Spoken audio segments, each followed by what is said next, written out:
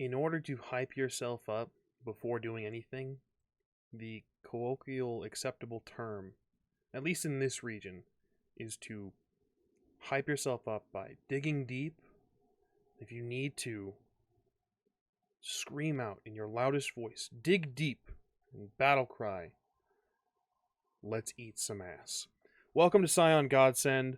We're gonna do just that today. I have no announcements, so let's jump right into meeting. Actually, I lied. We do have an announcement. We are gonna be missing our Charles today, but he'll be tied up in game, due to some police litigation. So we'll miss him today, but we will see him next weekend, hopefully. With that being said, let's jump into meeting the rest of our heroes, shall we?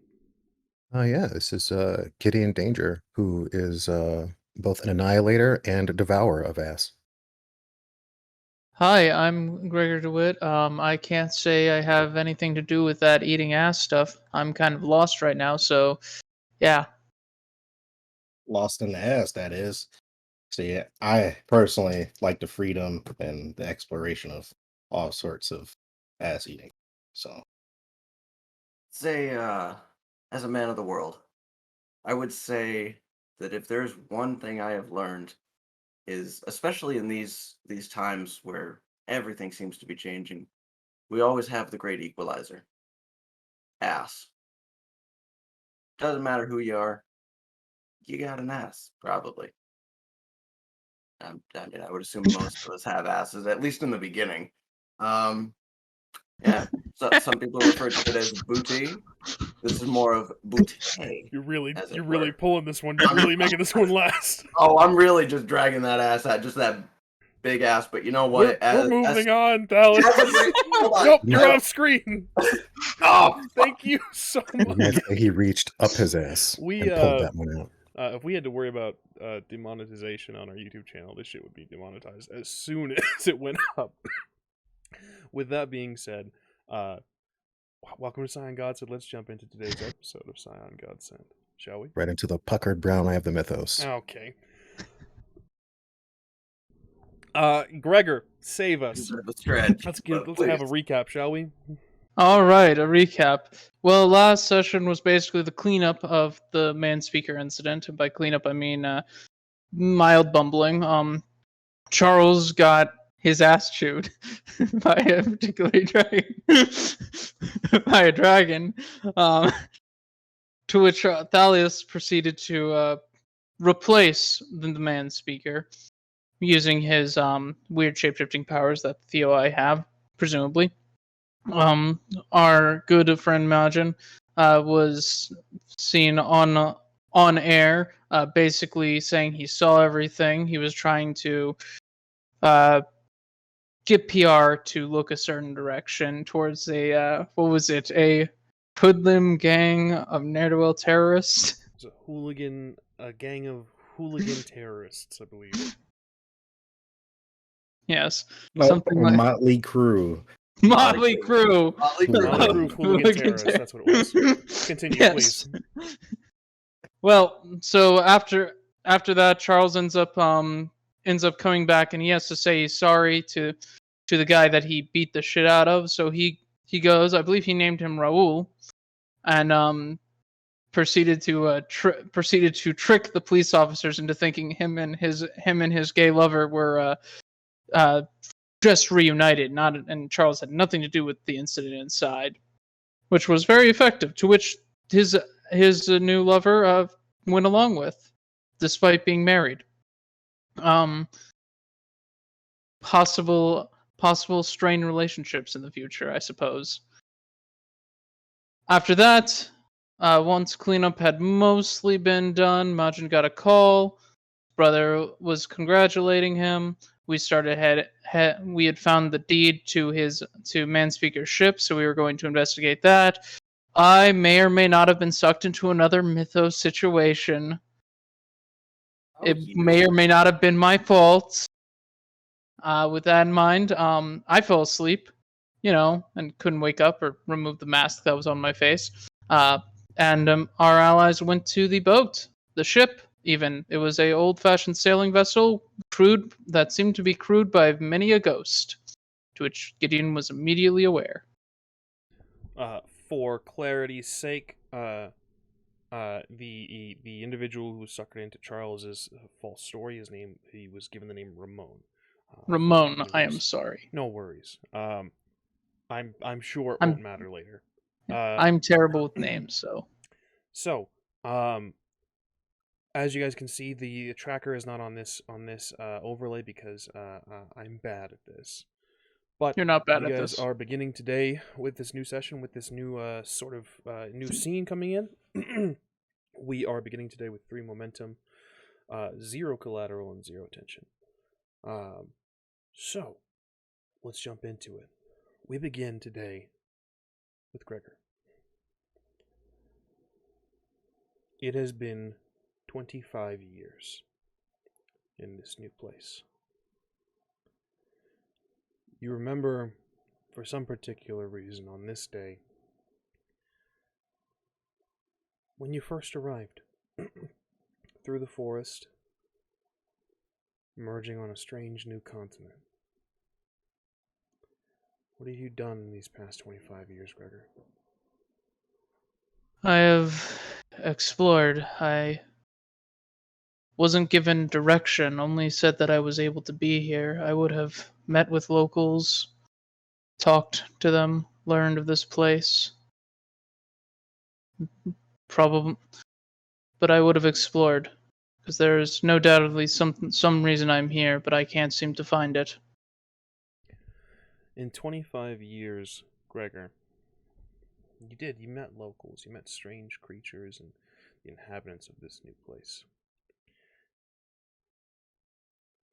What was the initial mindset? What were your thoughts coming into this, after learning that you were on this new continent, this place called the Dreamlands? Initially, I thought this was a dream. I thought this was not unlike the many times that I have been pulled out of reality.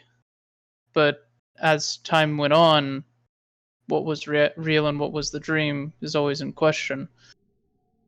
Especially when I reached my 7th year here.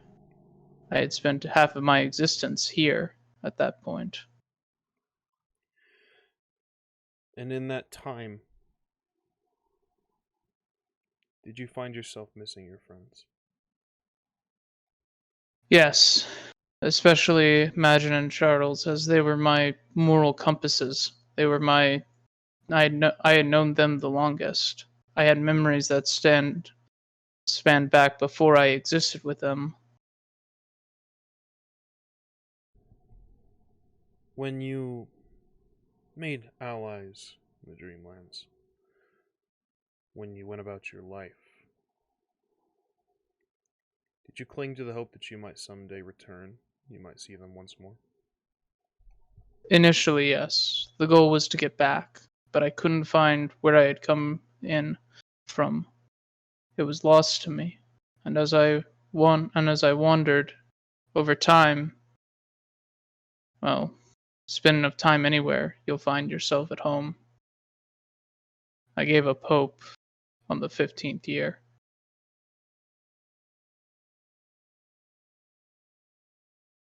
Understandable.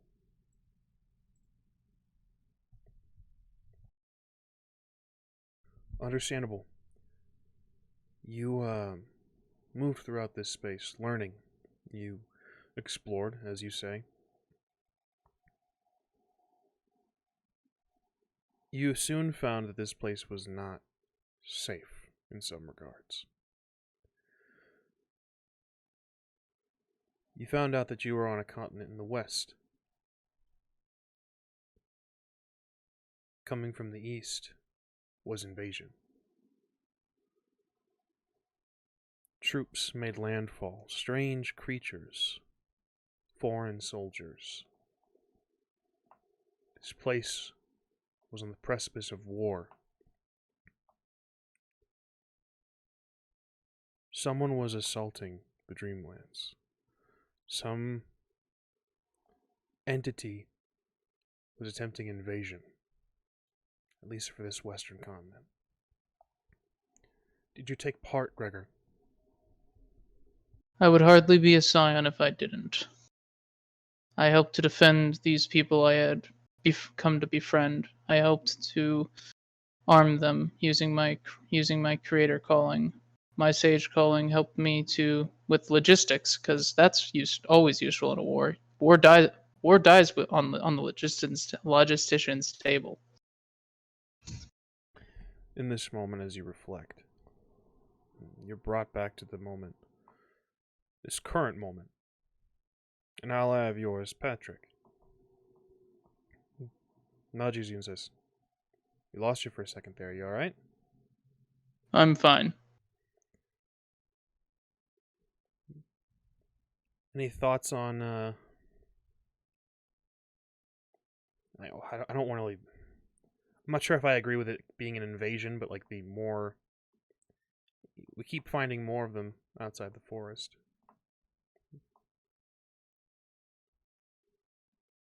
As usual, Yeah. no, can't talk to them. They don't speak to us. We should look into seeing if any of the other continents are suffering the same. With this constant fighting, I feel like we're at finally at a point where we can reach out and see if there's anyone we can find to help. Yeah, it's a little difficult. You know, the cats are fickle, and Yeah, they are. This is a level of insanity. They just keep coming. I've never been back east. Have you? Can't say I have. You know, I wonder what's over there. I wonder where they're coming from. What it's like. Well, if you look at their faces, you probably make the assumption, given how many tentacles are adorned, that it's probably just a land of insanity like them. You don't become like that. You don't create something like that and not live in a place of that kind of non-Euclidean nature. Fair, I suppose. I don't know. The rest of us are getting together for a dinner if you want to join us. One moment. There's a mistake in that report over there that needs to be addressed. We'll be in the mess hall if you need us. I'll see you shortly. As you work through papers, Gregor, time passes. Find another mistake, and another. Though... Swear to God, these people don't understand proper documentation. Those rations are expired. They're going to the front. God damn it. The efforts made to defend this place are scattered. You're likely correct. Unity would protect this continent. You find yourself correcting mistakes, getting logistics in order. Eventually it grows late. You miss dinner.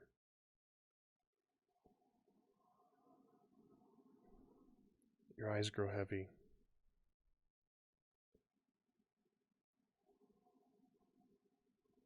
And like many a time before, you fall asleep at your desk.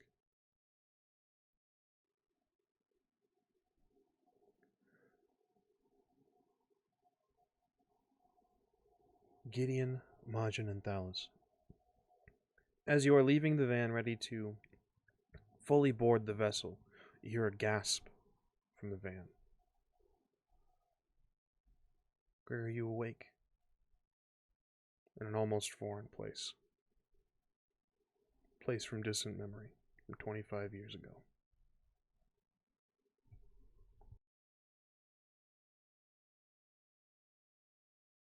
Seeing as yours, gentlemen.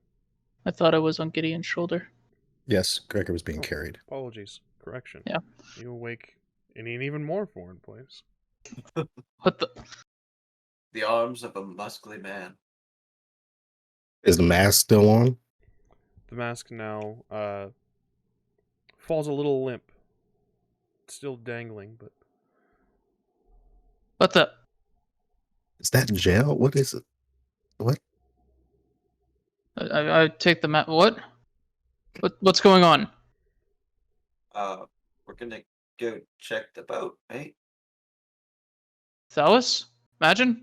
What? Yeah, dumbass. Why the fuck you put that mask on? I'm gonna look. Gideon. Gideon? Could you put me down? I'll kind of hold him out like one would a toddler and about in front of me. What do you all think?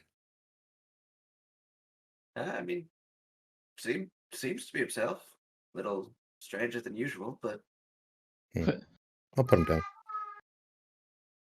You're. Wait. No. Hold on.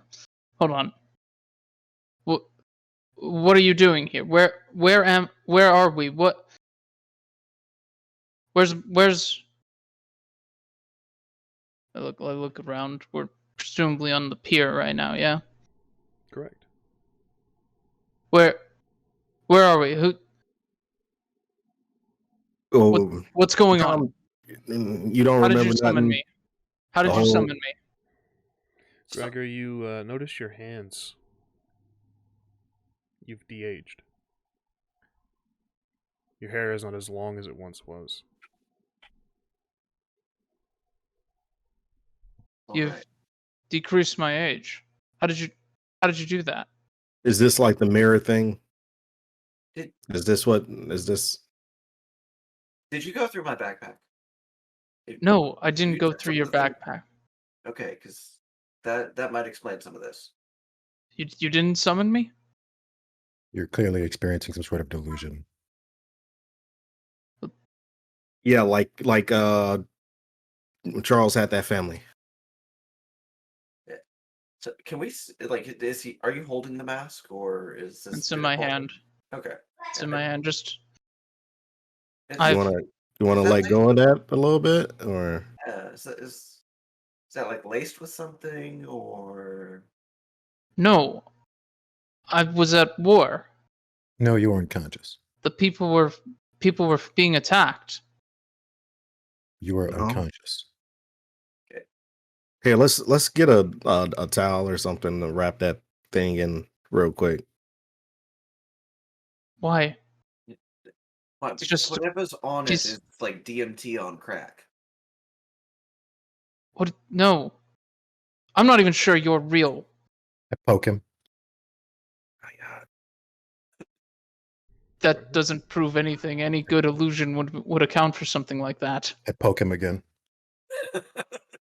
Just imagine I'm his light. I just imagine his light poke is just a Ye- straight up boom to Gregor. The accuracy, Gregor, exact same space twice, caused a little bit of pain. Okay. All right, let's just recycle some events real quick, Gregor. All right, Okay. man speaker, king in yellow, kicked his ass. Yeah. You find some stuff, put it on, you pass out. Now you awake. Is any of this coming back to you at all? Thank goodness for Palace of Memory. Yeah. I put it on and then I was transported. No. You was transported to the floor of your van. Yeah. Yeah, you got knocked the fuck out. No, I was transported before. I was transported to the steps. I went down the steps. I stood before the judges. I got judged. What is Okay. more likely, that this occurred or that all of us saw you fall unconscious and you've been asleep in the van for approximately the past 15 minutes? Right. So is My this- own senses tell me that this occurred. Well, Not to this isn't- mention, this isn't the Yeah. first time something like this has happened. Yeah, I wasn't here. Very For- well. Perhaps both of these things can be true. I mean, you remember in the dude in Florida. You remember that incident, right? Yeah, Because yeah, it sounds Florida like man. you're not supposed to say his name. All right. What do you mean Please. I'm not supposed to say the name Florida man? You have one more chance. I hope. I don't know if there's an extension because we're out of the state or whatever. but please don't push the Is this luck. one of those myths where if you call his name the third time, he will appear? Is this He Florida has man appeared. dangerous? Wait, I'm gonna just prepare for is a that second. all I have to do? Please, would you please stop? Okay, there's a reason you don't say his name. Okay. We viewed firsthand why you don't say his name, and you Okay. said it twice yourself, Gregor. I don't understand this. You're right. You're right. Why don't we say his name? Because it summons him and it gives you an energy drink that makes you poop him out. But why would he do that? What does he get up to? It happened. Why? Does he Because engage the- you spiritually? no, you drink an energy drink and then you poop him out. This is what happens. He's right in front of me. Like what? It sounds like Yes. he runs up right behind you. That's what it sounds like. No. He gives you Oh, the wait. drink from the front, and then you poop him out a little while later. It's what happened to Charles. This man sounds dangerous. We should probably destroy him. But hold on, before we can summon him and then destroy him. We're losing focus here. I would All right, love- this Oh, I don't know if we had that to begin with. Would love very quickly in this moment for Thalis and Gideon to make a roll. Of course. What do you need? Let's see if you've heard of this being that they're talking about. Whatever Okay. you think you need in your mental arena to recall information. I probably have like 8 complications for this. This is like pop culture plus history. I've only been on the planet for like, I don't know, a month. Well, we'll see. Maybe And cunning and culture? Cunning and culture makes sense. Okay. Sure. Okay. Cunning, 0 culture. successes. That makes sense. Okay.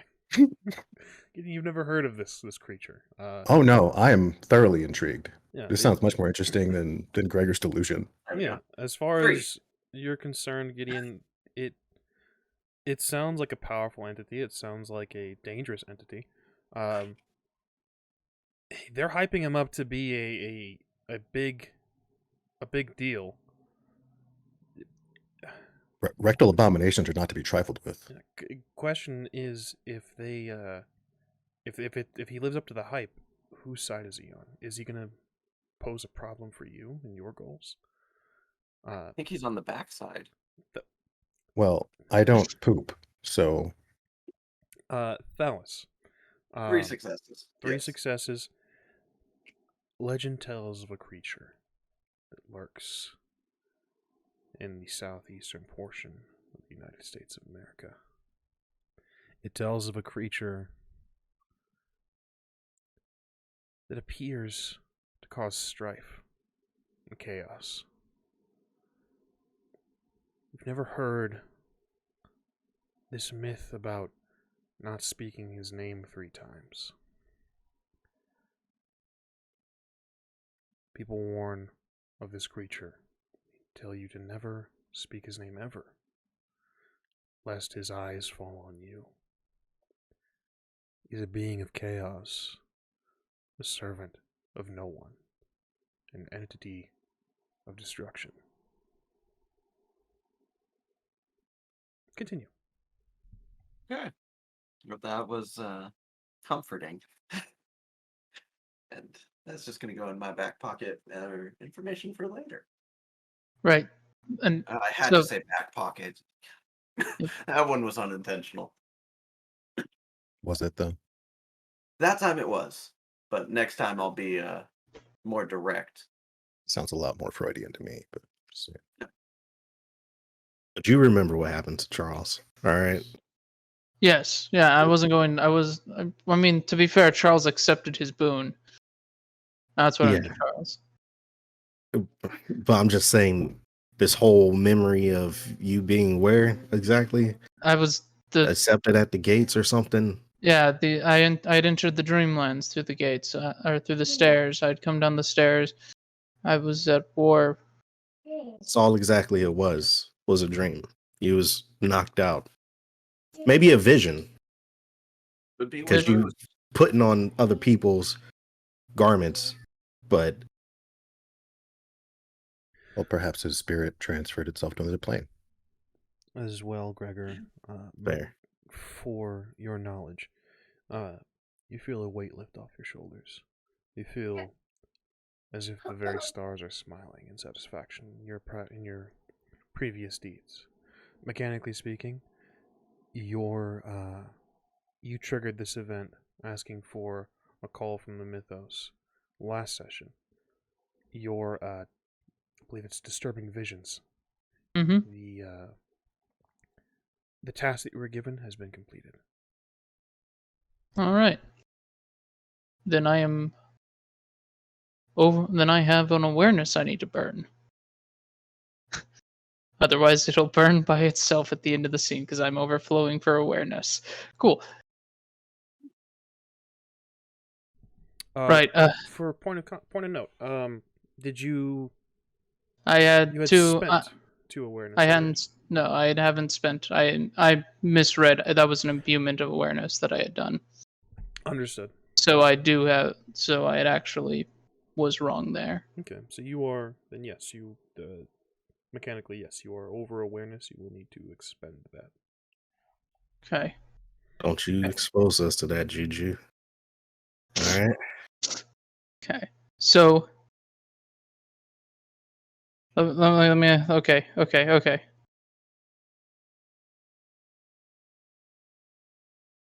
There's a war that I would need to get back. There's a war here. There's a war 4 here.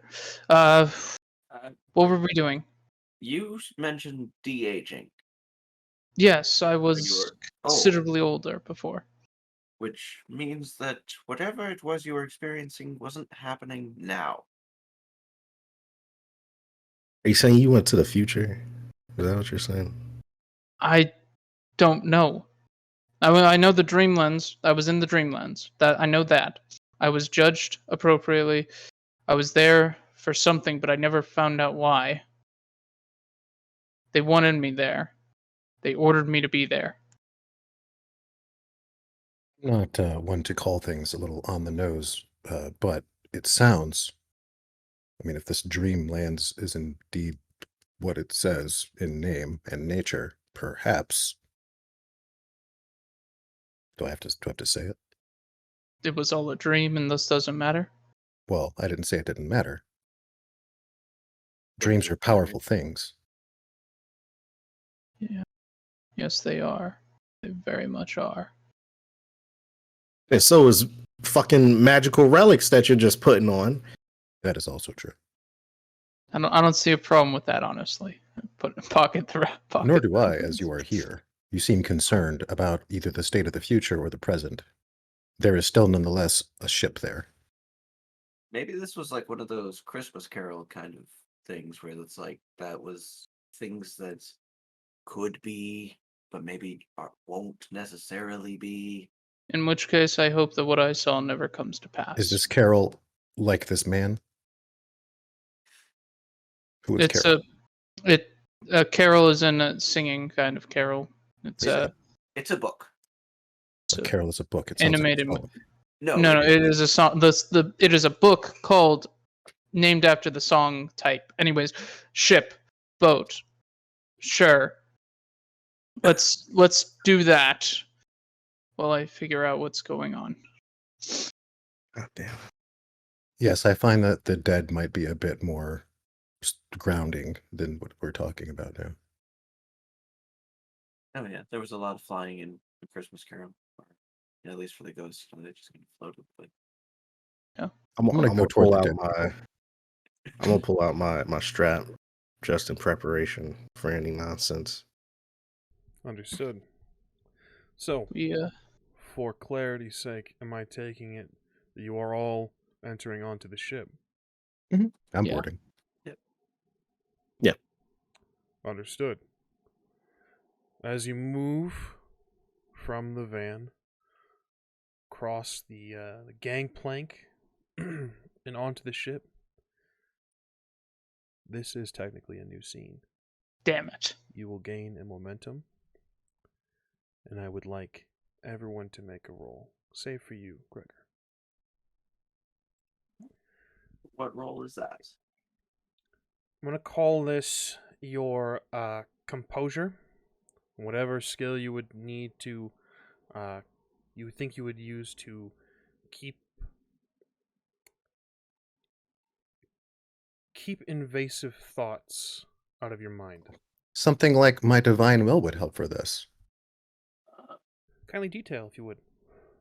Well, you see, since that last incident that involved things getting into my frigging brain, I have since steeled myself against such invasive maneuvers. And so now, where there is a will, there is a way. As long as I'm alive and conscious, I receive a +1 enhancement per dot to any action that involves resisting mind-altering magic, drugs, or the effect of fear or pain.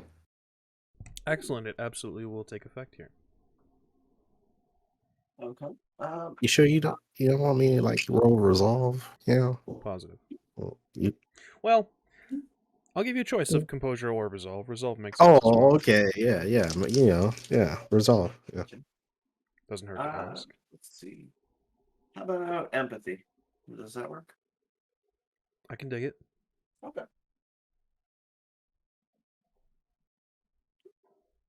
Two successes. And can I use survival? I like it. All right. Gideon, what about yourself?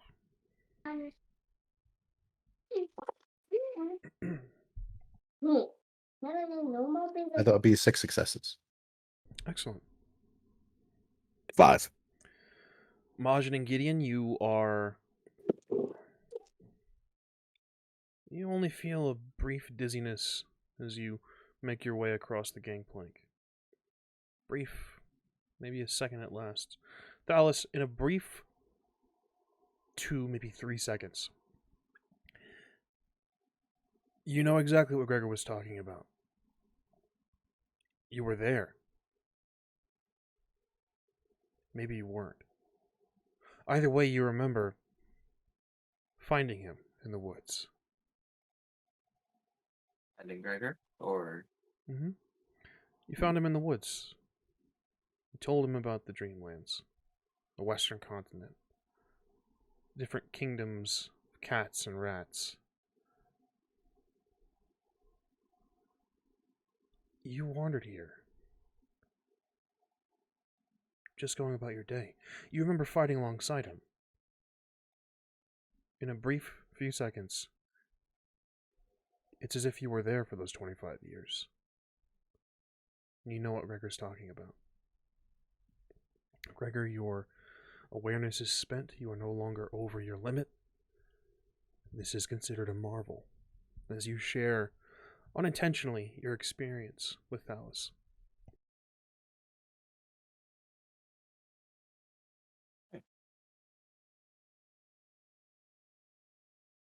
All right. I'm trying to remember, like, if I touched the mask and just, like, if that kind of just rubbed off on me, like getting a contact high or something. I don't know, but that was trippy. Should be noted. This is not a subtle thing. Gregor's form almost it warbles and changes and shifts. There is a sudden sort of star shot that links Thalis and Gregor very briefly together. Yeah, so we both just stop walking as just...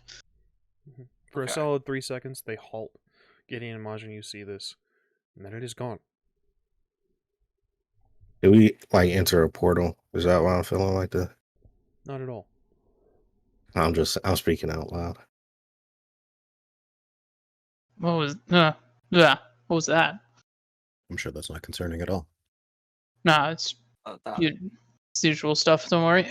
That's normal. What did you see? Yeah, you were there was the war you were talking about. That was that 25 years. Yeah. And I told you. What is it? Where was the rum? Where did they hide it? They wouldn't tell me. Of course they wouldn't. We didn't have rum. We must stop this future from happening.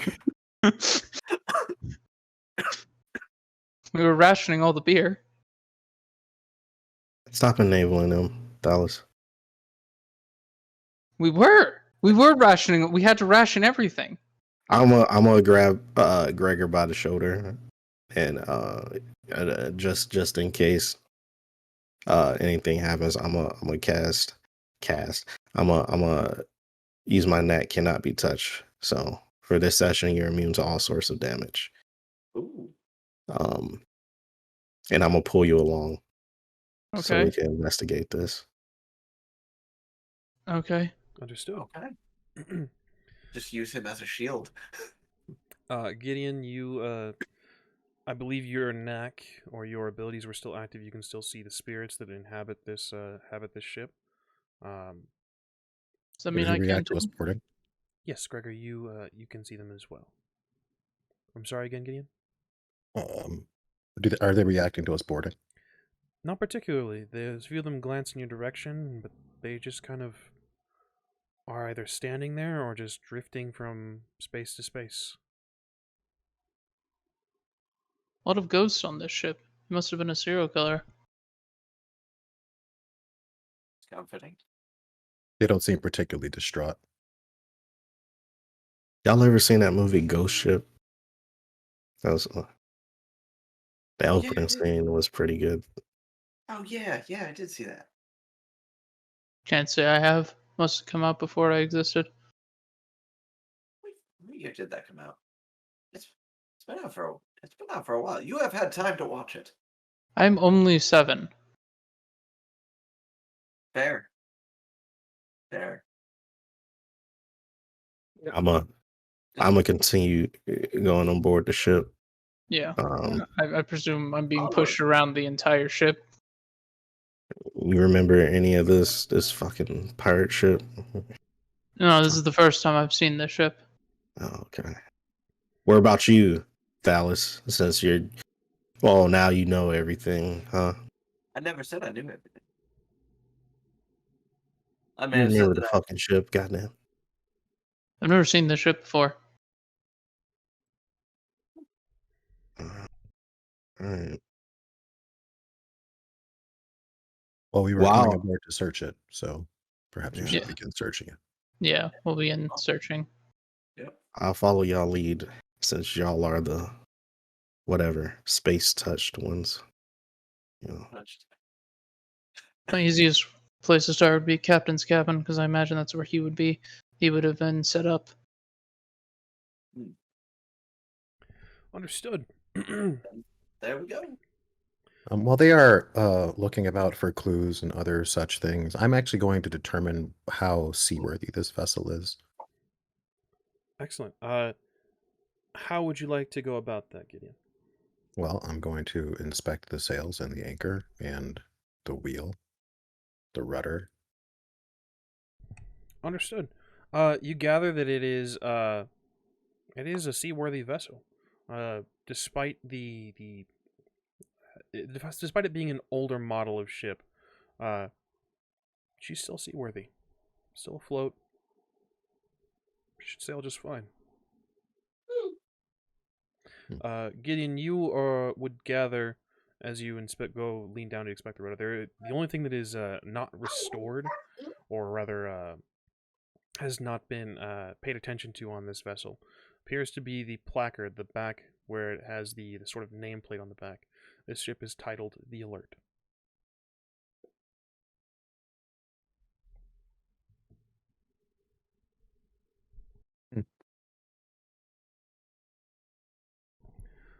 What are the rest of you up to? Where are you headed and what are you looking for?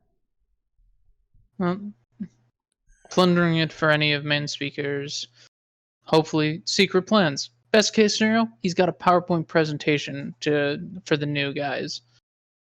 But worst case scenario, literally anything that can give us any inkling as to what he was doing for the Thalis' sake, and also what plans he was setting in motion that presumably the King in Yellow would want to keep in motion, and thus delegate to other scions of his.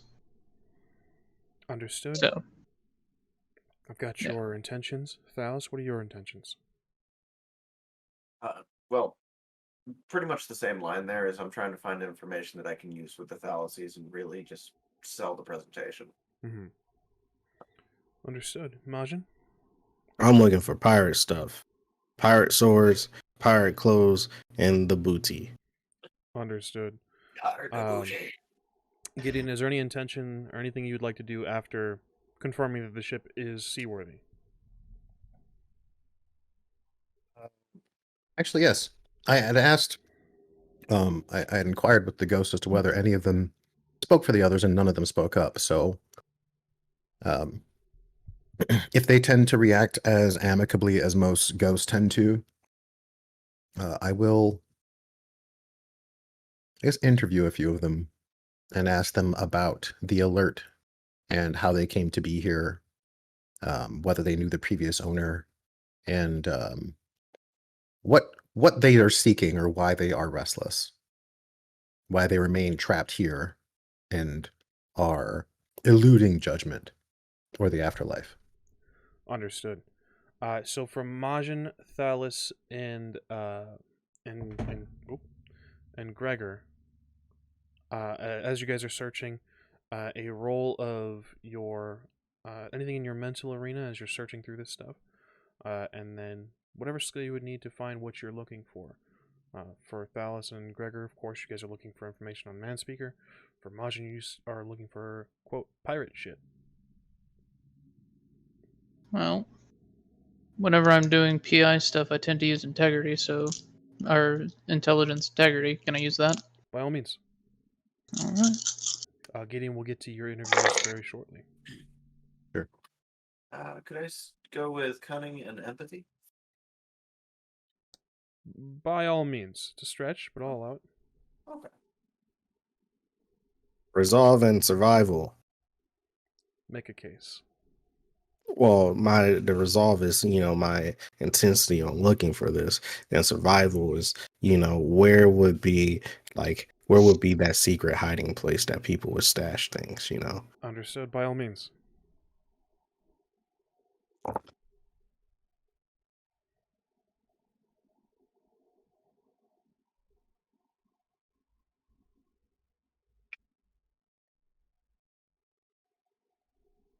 Seven successes. Understood. Gregor and Thalis with a 3 and a 2. Checking the captain's quarters. Looking for documents and information on Manspeaker. Doesn't yield anything. It's more so just plans on where he was heading next. You find papers that detail where his next flight is going to be, who he's supposed to speak with next, meetings with other philanthropists and their businessmen and such, but nothing regarding his plan. No orders from the King in Yellow. Nothing that yields any results that you were hoping for, unfortunately. Darn it. Majin. People. Oh, sorry. Oh, by all means, go ahead. From the people that he intends to meet next, is there anything about them that we know to be either shady or kind of underhanded? Something that maybe some dirt on them that we might know of. These are celebrities and politicians. Okay, so Make what you will of that. Okay. CEOs and things like that. Yeah, everyone has a secret to hide. Everyone is. If you have more than a certain amount of money, you're probably bad. At least yeah. questionable. Yes, Maj. Just there's no familiar names from like the list from Phil's list that Gregor would have known about, seen from last season. Nothing that bounces off bouncing the two lists off one another. Negative. No, nothing from that. Not with a 3 and a 2, unfortunately.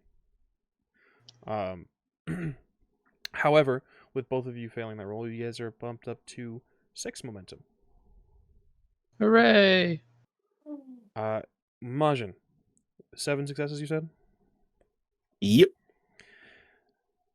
Where would you go initially? Where would you head first in your search for pirate shit?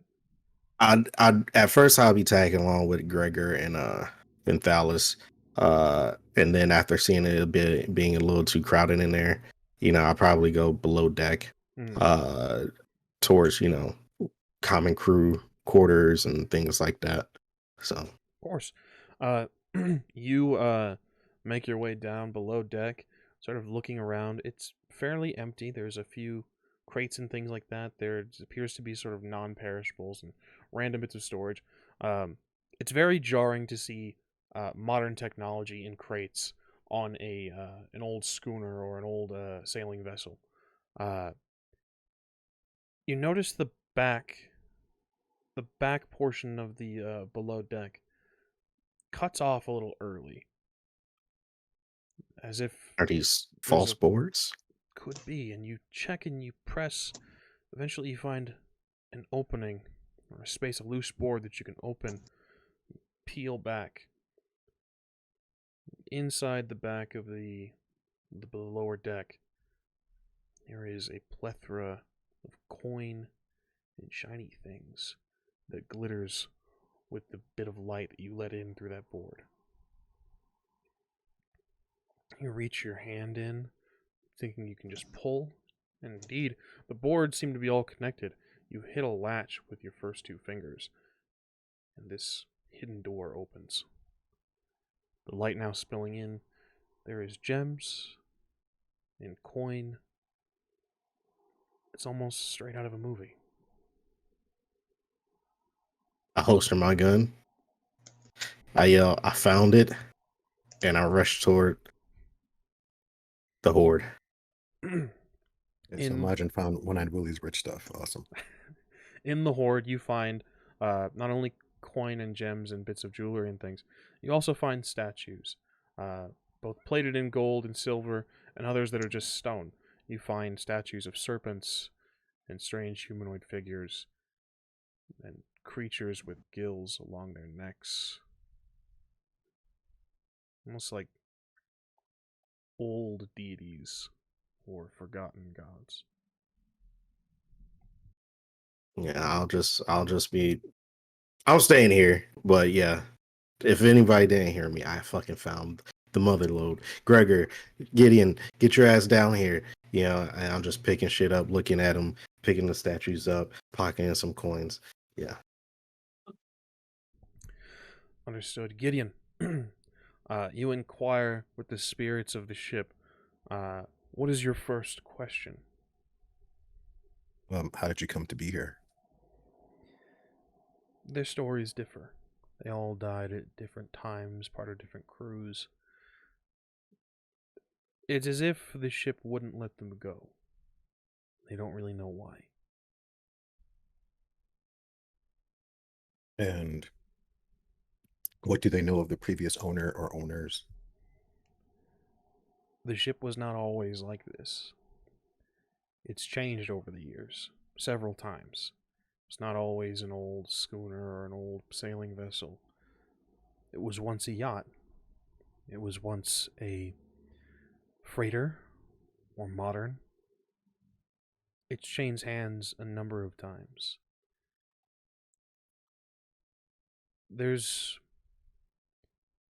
As you are conducting these sort of questions and interviews, you trace back, spirit by spirit, older and older and older, gaining further information. But there's no one present immediately that it was around for the first iteration of the alert, it seems. Then I will use my entropic eye, which is not a euphemism for butthole, Thank you for clarifying. to attempt to discern the I guess it would be the oldest link amidst these spirits. Understood. You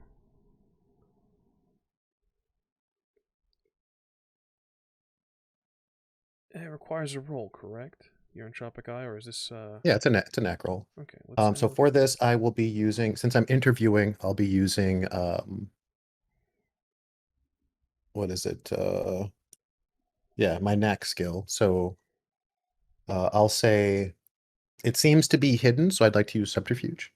by all means. And I would like to use my empathy specialty for identify weakness. Understood. And then what's this? So it's in this path, right? It's like skill plus path, right? Or whatever. Should be if it's a knack roll, this will be, Or skill plus calling. yeah. I think that's right.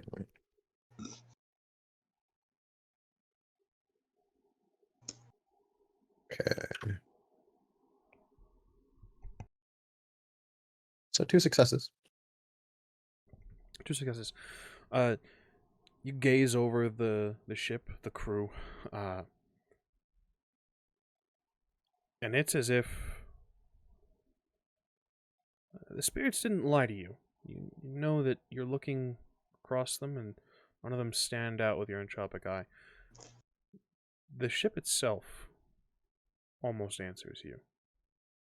You get this feeling as if it is semi-sentient, and it's like it's excited to be seen.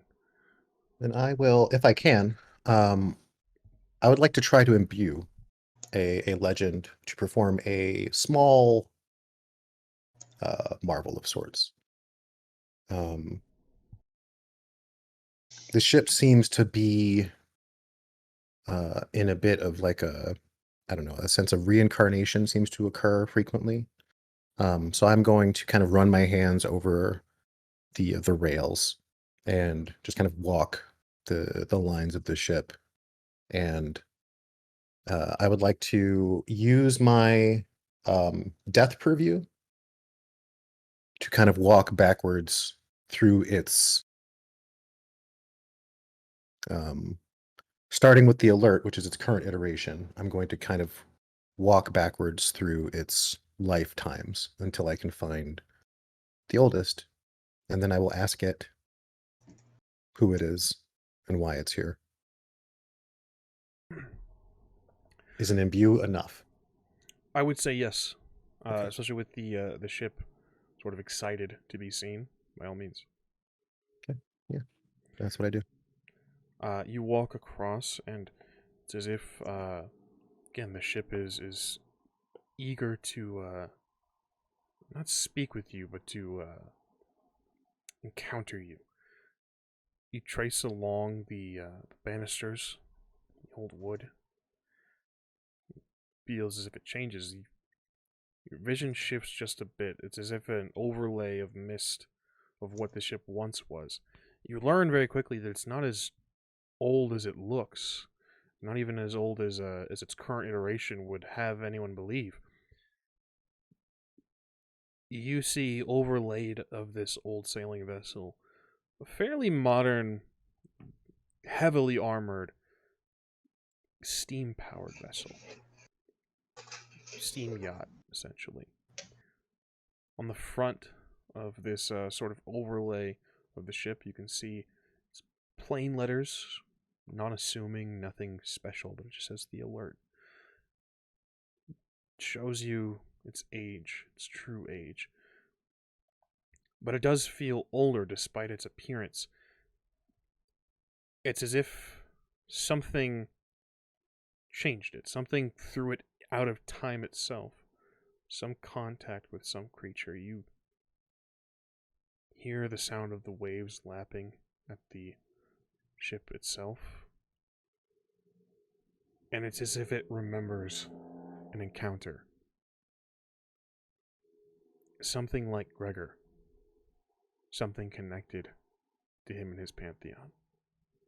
It's not surprising at all. So I guess my last question would be, I know that it's not necessarily in line with its nature, but would my metamorphosis purview, does it seem like it's concealed, or that it's somehow transformed from its original form? Like, does it exist as it once was and it's just kind of like cloaked, or is it truly transformed? Simply put, the spirit of the ship, the essence, the very being and personality, that is what persists. It just remembers when it had a previous form, all of its previous forms. The ship, whatever makes the ship the alert, remains the same. It just dawns a new, like a hermit crab choosing a new shell. That's what's going on here. Well, then I'll respect its privacy, and I will acknowledge it for what it is.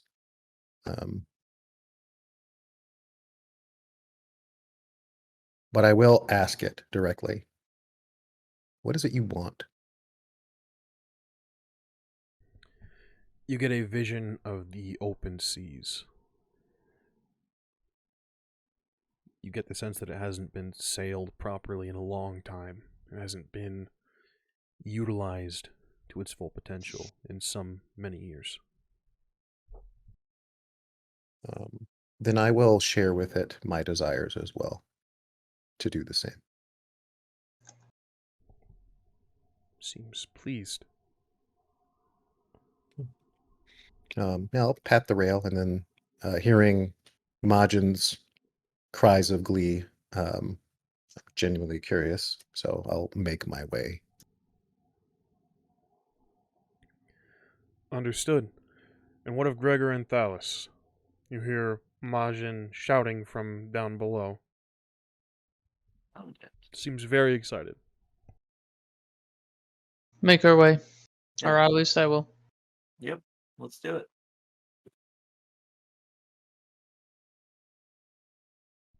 You do this. Majin, eventually your friends join you. You guys see the room full of coin and jewelry and strange idols. Majin, how do they find you? I got a couple chains, necklaces, you know, like one of those chandelier necklaces, you know, sapphire blues, and a couple of rings, and yeah, I'm probably holding one of the idols in one hand, and you know, looking at a couple of gems in the other, and like, yeah, I'm just mesmerized. Found it. Is this how you what we find were Majin? looking for? Do I recognize any of these figures? Let's have... I've got hold on. Let's have a roll. Okay. Keeping in mind you guys are at 6 momentum at this point. Whatever you think you would need for your skills to recognize these idols, and then I'm gonna call this your intellect.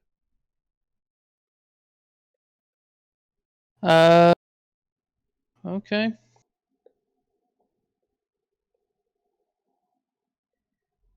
And intellect, and I would say if I'm trying to remember something, can I skip the roll because Palace of Memory? This would have been something that you encountered likely before Palace of Memory, before you had Palace of Memory, so I'm gonna say no. Okay, cool. Got it. In which case, see, I'm trying to remember something. It's not a good, just remember. Occult. By all means. Occult. I use occult for the mythos typically, so.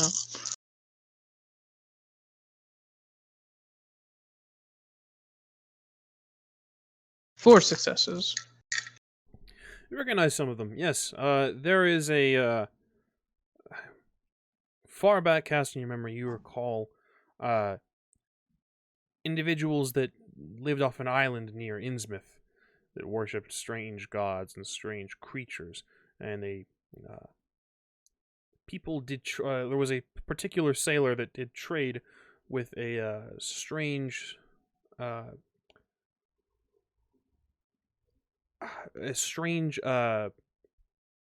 tribe, a culture that lived on the island that was noticeably humanoid, but also very fishy. If I may just be so blunt, That's the word for them. in enlarged eyes, fins or webbed fingers and toes, and gills. Majin, is this one of the idols Majin is holding? Looks like very similar, yes. Majin, please put that down. What? I don't know what these type of weird fish fucking, what are these, like Krakens or something? Here, look at them. Yeah, I recognize them. Oh Don't. man, this is fucking crazy. Is this? Oh, hold on, Gregor. Is this one of those like cursed board things going on here? Like, are we? I can't say it's cursed. I can say that gods recognize things that they're idols and whatnot, and holding and displaying all these right now is probably not the wisest move. Right. So removing them from the ship, though. Might not also be the wisest move. We'd have to consort with the individual who wants them on the ship. I'll set the idol off to the side, It's probably and could be cursed. yeah. I mean, I don't care about the idols. Look at all this other shit. These are Is that here. fucking sword? Is it? Please tell me there's a sword. Is there a sword? You find a number of swords. Oh fuck yeah! Yeah. Look at this. Oh shit! And I swing it around a couple of times. This is not a big enough room for you to be doing that. I swing it around and see if it's magical. Hey, I swing it. You do this. It's well kept, very well weighted. Where that these idols are here. This ship, the Alert, as it seems to be known, has been in service for quite some time, and in its oldest form and current form, it seems tied to those in your, I don't know, school of thought, Gregor. Deep ones. I do not know how deep or shallow they might be. I simply know that they are mysterious and old. The ship itself has a bit of a disposition, if you will. The ship itself has a disposition. The ship's Yes. alive. No, it seems filled with purpose, intent, simple desires. Okay, and okay, I'm just gonna get the question out of the way. Does this thing crave human flesh? No, it wishes to be at sea. Oh, that's doable. Looks That's- over at the idols. It's a lot more reasonable. I would wager that with all the hands that it has changed, perhaps this horde or parts of it are either perhaps remnants of its previous owners, or maybe these are just what Manspeaker was using to fund his operation, or maybe they're being used as offerings. There's no way to know. I don't know the ship cares. When Gideon, were you saw the ghosts too? Did any of them look like these? Gesture to the idols. No, they are generally, from what they told me, most of them are members of the crew or old crews of history that have died on board through various means. None of them sound particularly nefarious, but they are throughout the spans of time, of the lifetime of this ship, of this vessel. I'll say, Gideon, one of the more interesting stories you encountered from these spirits. All of them, of course, have their interesting stories. One of the more interesting is a former member of the crew of what was called the Emma claims that the Alert attacked their vessel seemingly for no reason, and that they thwarted the crew. This, of course, was corroborated by a couple of the others previous crew of the Emma, and they towed the Alert back to wherever the captain called home. It's even used as a pirate vessel to some degree. Attacked a ship called the Emma. Some of those members also died on board. Maybe after they towed it, maybe after they took it back to their harbor. But it served many a purpose. Both luxury yacht, shipping, and apparently piracy. It's doing interesting. That's interesting. It seems that its appearance, its oldest appearance, is almost a contradiction to its age. It almost it depicted something like a steam powered vessel, machinery, if you will, which seems to run counter to its its age. Current. If that's its That's oldest appearance, and this okay. thing is no older than the 1800s. Well, the skin it's wearing is not the only Ew. shell that it's held. Don't say it like that. I mean, you know what? I wonder.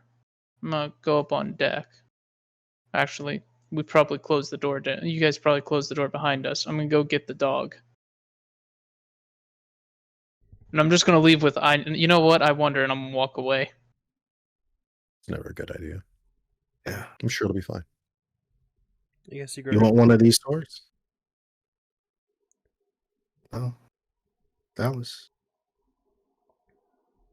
Yeah, they As long as they're not cursed. Because y'all are like I'm gonna just attach a sword to myself.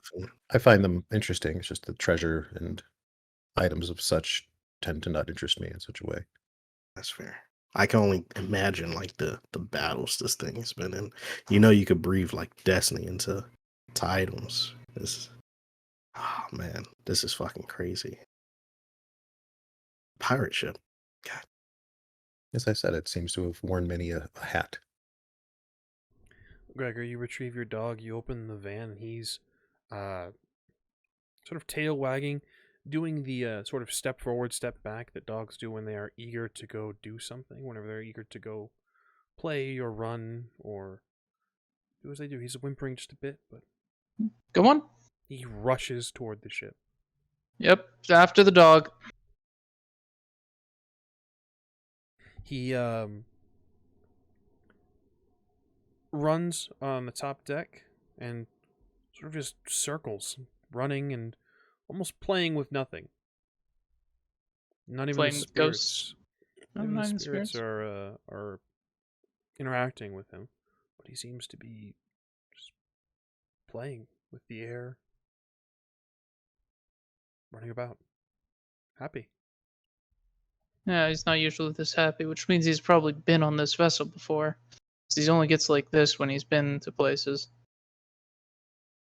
Said it was something with the mythos. It had purpose. Well, to be sailed, to be used. Yeah, but you're not. Did you come on top of the deck? To watch what we were doing, yeah. Oh, okay. But Up there something too. with the mythos. You're reacting good. Let's see if we can't take another look, or take a look ourselves. All right. I'm gonna do a Marvel using my Stars purview and my Pantheon motif, which is asking the higher ups to do something for me. What is the motif verbatim? One moment, let me pull that up. Boom, boom. Pantheon motif, arcane and esoteric inscriptions, and in noting secret words, draw the attention of the gods to request their blessing. Okay. So I'm going to use the Stars purview because that's divination and the like. And then I'm going to, if you don't mind, an esoteric marvel, ask to see what happened.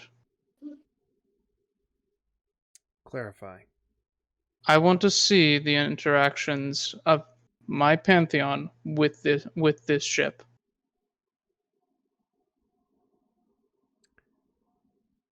Interesting.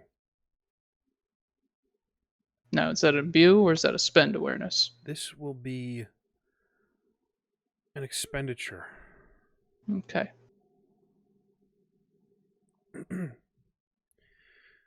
All of you top deck, Thalis, did you join your companions as they went to go see what Gregor was up to?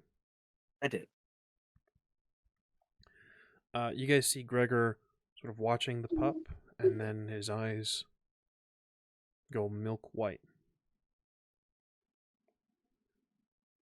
Does he fall over again? No, he goes slack jawed and just staring into the distance. Well, that's fine. Does it give remnants of memory maze thing? No, you've encountered that ability a number of times at this point. You would know that it's not that.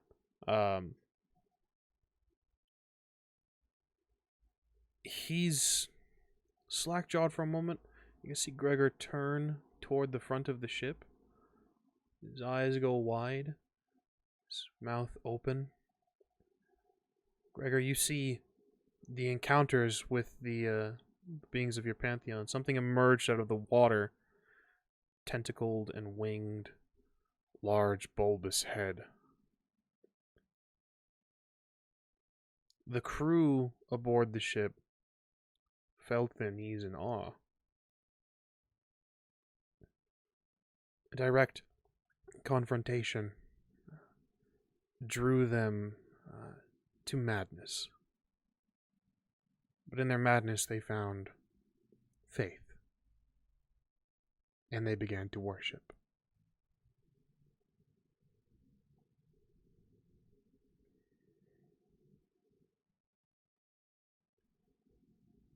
You see the interactions.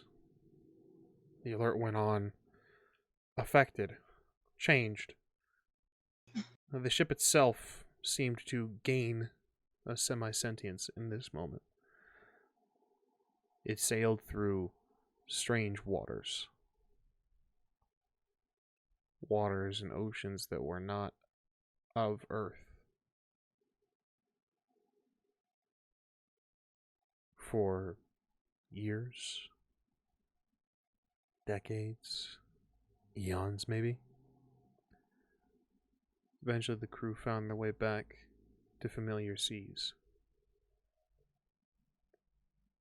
And you saw them attack another vessel.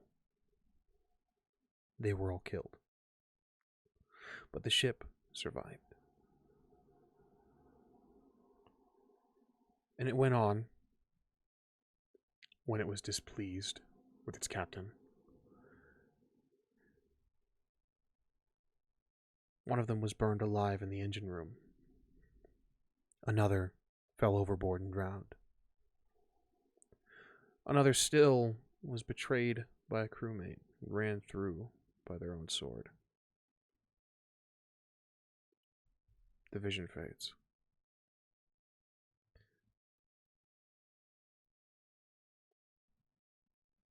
Scene is yours, gentlemen. I wait for him to explode. Okay, that's what happened. Understood. This ship is. Oh.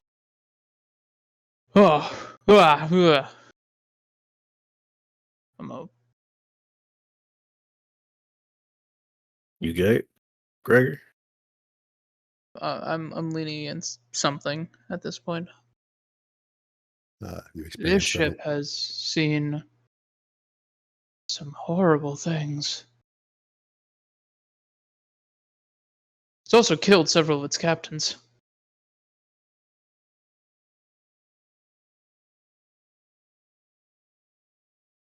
Well, I didn't have to kill the last one. Yeah, I mean, we broke the cycle. maybe. Let's put it to the test, shall we? What? All right, nose goes. What do you say, girl? You want a new captain?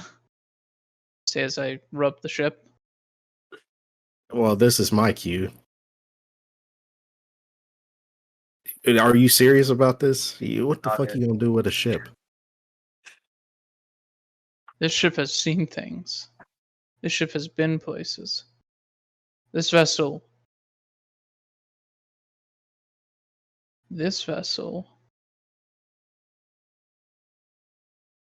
That's a good point. What would I do with the ship? The ship has changed multiple times. I wonder,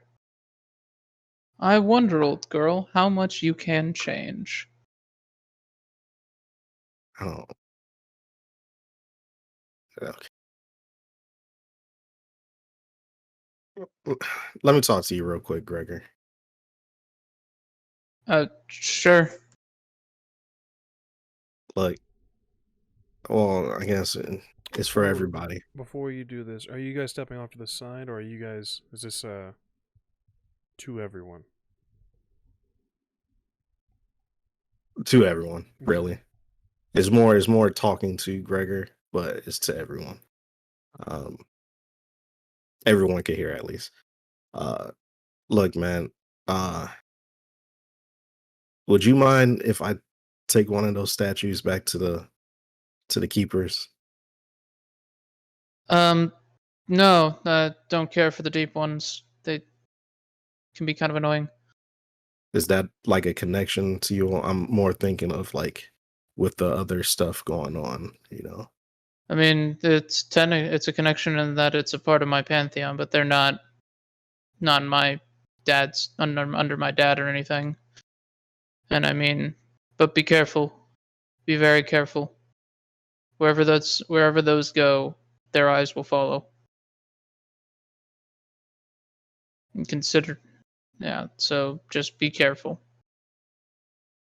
Okay. Well, then why keep any of them here? For now, we keep them here because that's where they want to look. Plus, we Well, could probably give them back to them in trade later on. The amount that are stashed here are way more than would possibly be needed, and realistically, if we return them, we might be able to trade stuff with them. They're known to be very pro trading. the reason I ask is because considering the nature of our, well, protracted conflict, do we really want anyone knowing where we are or what we're doing? Point question. I'd say realistically, it's not like well, let's keep them for now. They live in this ocean near a town called Innsmouth. If we sailed this vessel up there, we can deliver them to them directly and maybe get some leads based on what they know. Assuming they want their idols back, which they probably would, if not only to hand out to other people. Well, if you allow me to take one, maybe two, just for research, I'd appreciate it. You found them. The By all reason I means. say this is because, like I said, I'm going back to the keepers. Yeah. See you shortly. So if y'all need anything, let me know. Well, if it is Coming back, truly, right?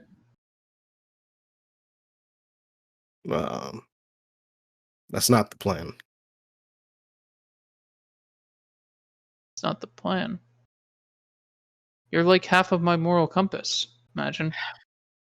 Well, I mean, you got Thalis here. You got Gideon is flowering into a blossom.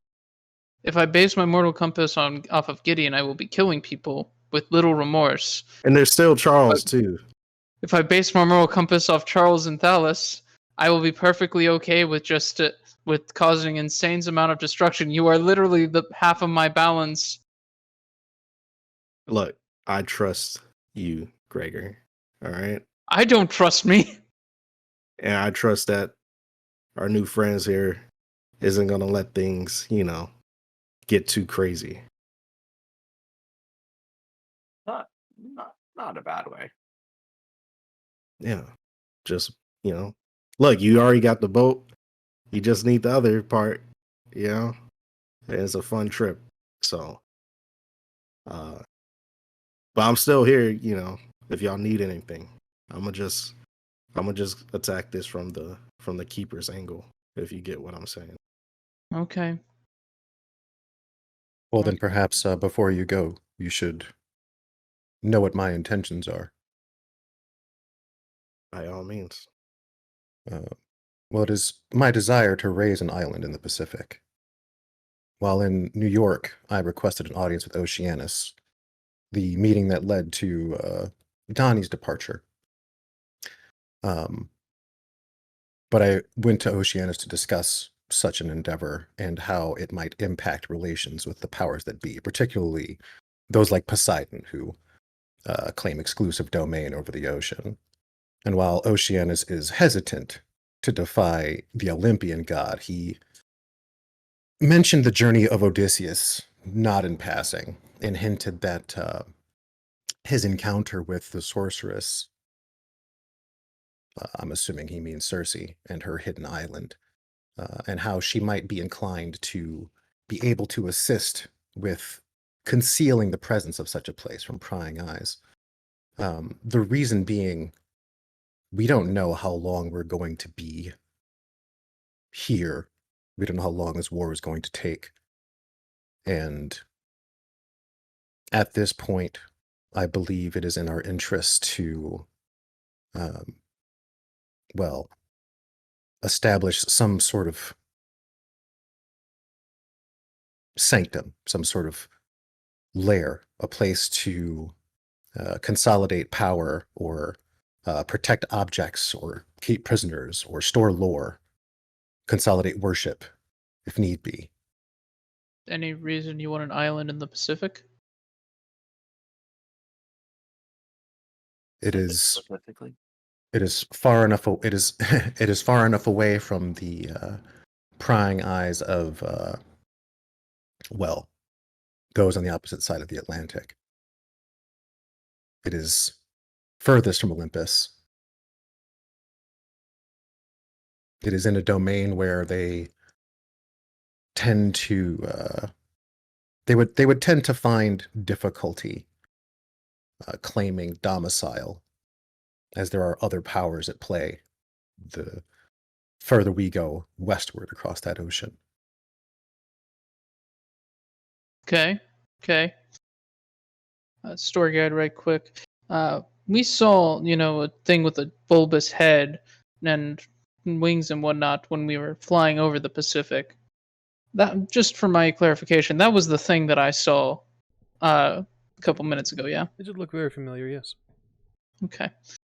Okay. Oh my Okay. The Pacific is a very large place. And with the aid of one such as Circe, who has mastered the art of defying the prying eyes of gods for, well, the eternity, I believe it's worth seeking an audience, or at least her counsel, as I Okay. believe her relationship, or lack thereof, to the gods of Olympus, as the daughter of Helios, is likely not to put her, well, maligned from my own. Okay. My next problem is that Charles's dragon lives there. Our dragon buddy lives there. The thing that assaulted this vessel first lives there. Reasonably, I don't see why an island is necessary when there is plenty of wilderness to be taken. Wilderness, as in The undeveloped parts of the world. the reason I That's would raise an island is because any place that has been seen has been declared domicile over. The only beings that would seek to see disruption in a plan such as that would be one such as Poseidon. It would have been Oceanus in a different time. But there are none who generally proclaim personal domain ownership of the ocean, at least not as egocentrically as the Olympians.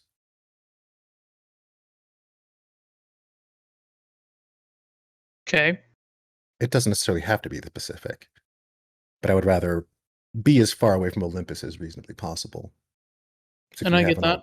if you have an alternative, I'm open to it. I was simply wanted to paint a picture of what my intentions will be going forward. I don't believe our my presence on, well, terra firma, as it were, will be here. I'll be here for an indeterminate amount of time. So it's time to set up a base of operations of some kind. That is fair. In this moment, it's as if you all have a shared nudge. As if the alert itself is trying to make something known. Do you allow this? Yeah. Yeah. Yeah. Let's see what the little gal's got to say. Bring on the awareness. Gideon? I mean, I've already interacted with it. If it has something it wants to say, then I'll listen, but I'm not allowing any invasive entry into my mind. That's kind of a big no-go now. It's a pull. Fair. It's a flash, just very briefly, of a name. Gideon, I would think that you recognize it. Thalis, likely you as well. Aya. Or Aya. The island, yeah. It's as if it's trying to say, those of you who allow it free communication, the flash of an island itself, as if it has been there. If it knows the way, then it can find Cersei.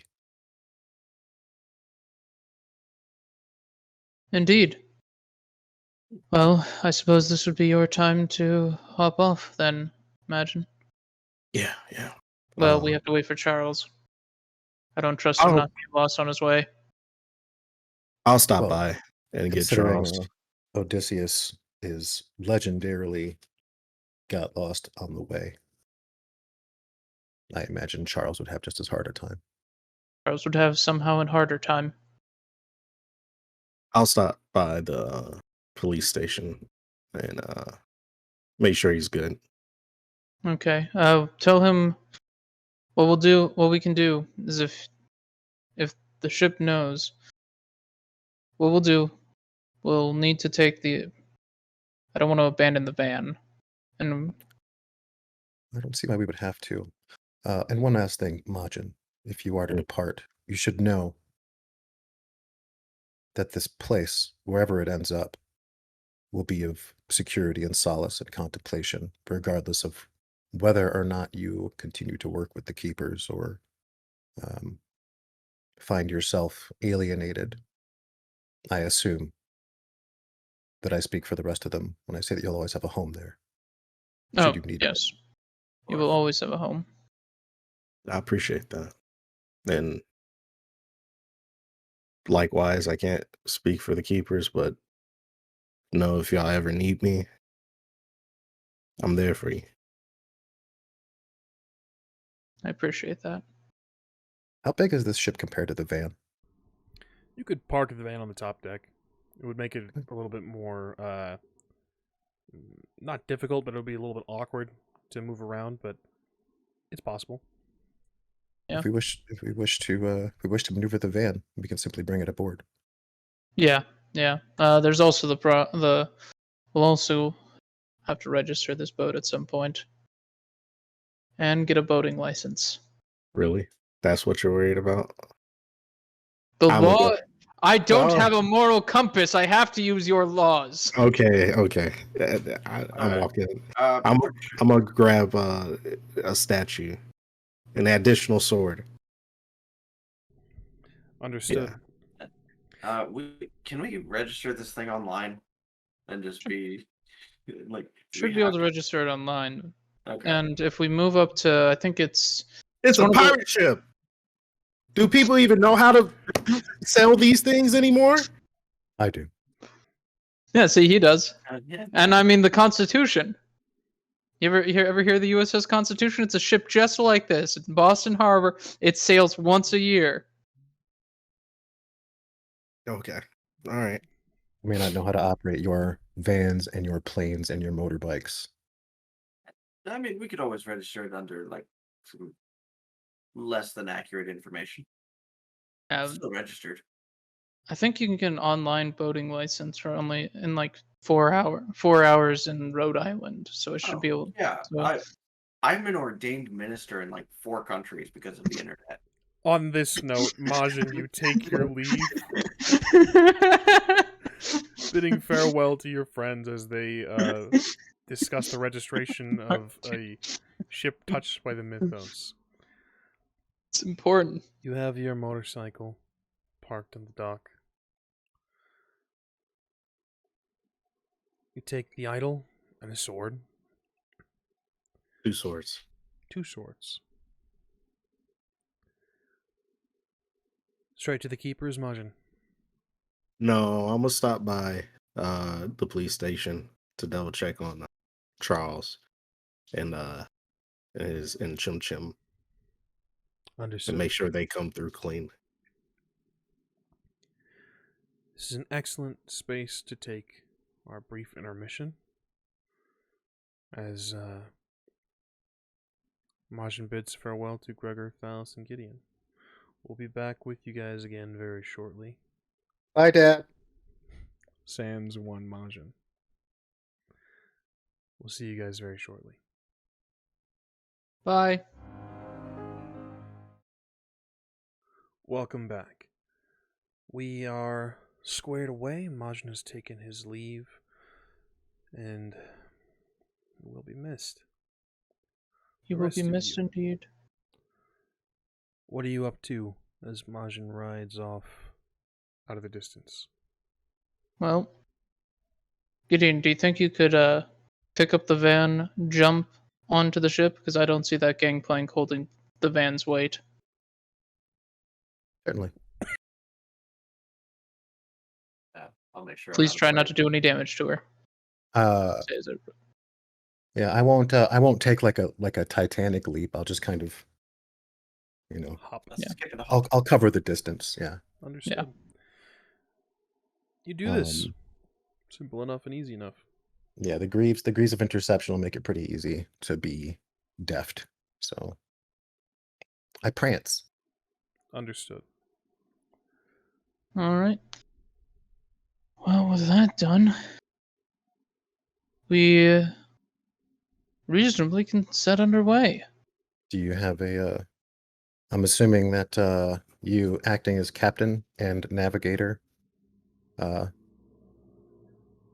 be able to chart us a course, as I don't Oh, yeah. believe there are any of your which I would prefer, obviously, because I wouldn't trust modern navigational technology in my presence.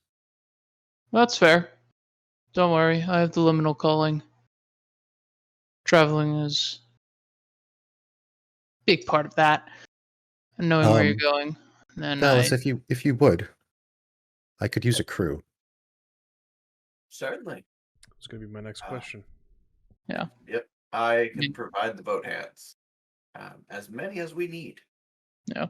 Sitting currently at 7 momentum with Majin's departure, we'll call this a new scene for you all. Yeah, how many hands do we need to man the ship? That was going to be my other question. Is like how Technically speaking, what is the required crew? Technically speaking, with the size of this vessel, you'll need about 6 to 8 is recommended. A few more hands, of course, will assist. Would help and assist. Yeah.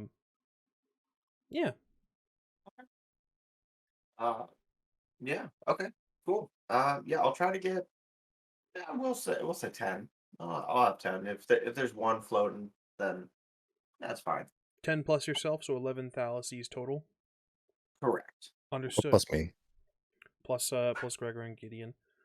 You will have 13 individuals to help man the crew and to sail the vessel itself. You have the van on board. Charles, as Majin said, will join you once Majin finds him and gives him direction. Yeah, you guys are all squared away. Thalis, Yes. go ahead and make your roll to make the Thalises. Certainly. Assuming, Gregor, that you, unless you are an apt helmsman, you'll require me to man the ship. Hold on, I'm reading the instructions right now. Let's see. But speed reading. I can learn this stuff in a second. The instructions. On how to be a helmsman? You Yeah. actually read the manual? Of course I read them. You don't? Manuals, terms and conditions, birthday cards. Well, it's one thing to know how to steer. It's another to know how to navigate the actual I read waters. the birthday card. It's fair. You based on your confidence, I'm gonna go and let you do it this time.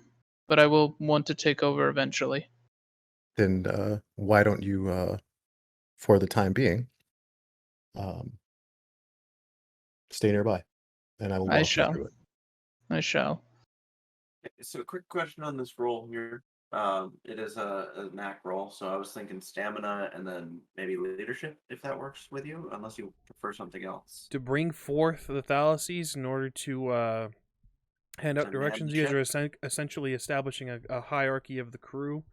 Yeah. I would say absolutely, with Gideon Okay, currently acting cool. as captain, Gregor as the owner Well, of I'm the acting ship. as helmsman. Helmsman. Gregor is obviously captain. Yeah. Interesting. So I was about to ask about momentum, but I was a little too quick on the trigger and clicked the thing to roll. So maybe next time. I got 2 successes. With any number of successes, your Thalises is beginning to be created. You have a double, who then in turn creates a double, and then in turn creates another double, so on and so forth, until you have the full crew. It's a little bacteria gift that happens. Pretty much. Just, oh, All right. oof. And then shouldn't be too hard. Innsmouth is off of Massachusetts. Massachusetts is to New York's north. Boston will be obvious. Are you heading to Innsmouth first? Reasonably, I want to try to get rid of these statues. Okay. And I don't want to just throw them in the water because that might be disrespectful. That'd be So awesome. I'm gonna go try to find some. So that's the first part. We're gonna go So- trade some booty. Gideon, I would like a roll from you. Sure. Just on your abilities as a not just as a helmsman, but in order to pass along information, teaching Gregor first-hand knowledge on how to sail this type of vessel. Sure. So I would like to use my presence and pilot for this. By all means. Do y'all mind if I spend some momentum? By all means, Yeah, so that I don't break the ship. Do y'all mind if I spend 5? go ahead. for it. Okay. Down, Not on our maiden voyage. Just let's go ahead and snap this thing in half. down to 2 momentum. You expend 5. Go ahead and add 5 to your pool.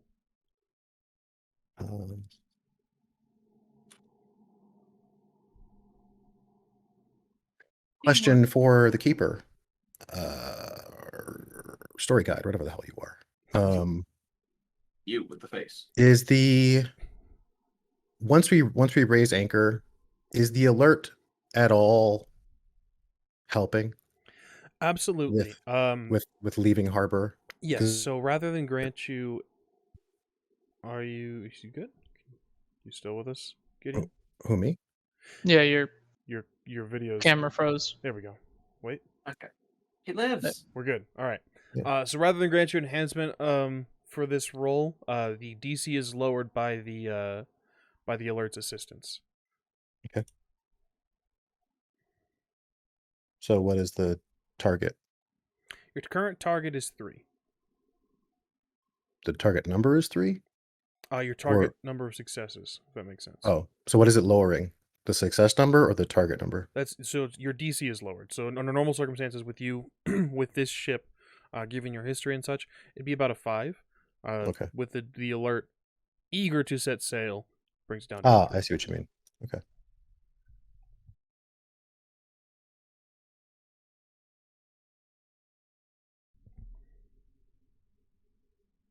That's 3. Excellent. All right. Awesome. With the alert, again eager to set sail. It's been a while, Gideon, since you've encountered a vessel like this, so a little bit rusty, but you take to the water very quickly, a bit quicker than you expected. It's probably the reason you are a bit rusty, as the That's an alert, awful roll. the alert itself seems to seems to push forward, almost like a dog on a leash pulling you along. It's trying to get out into open water. You are all set sail past the docks, past the harbor, out onto the open water.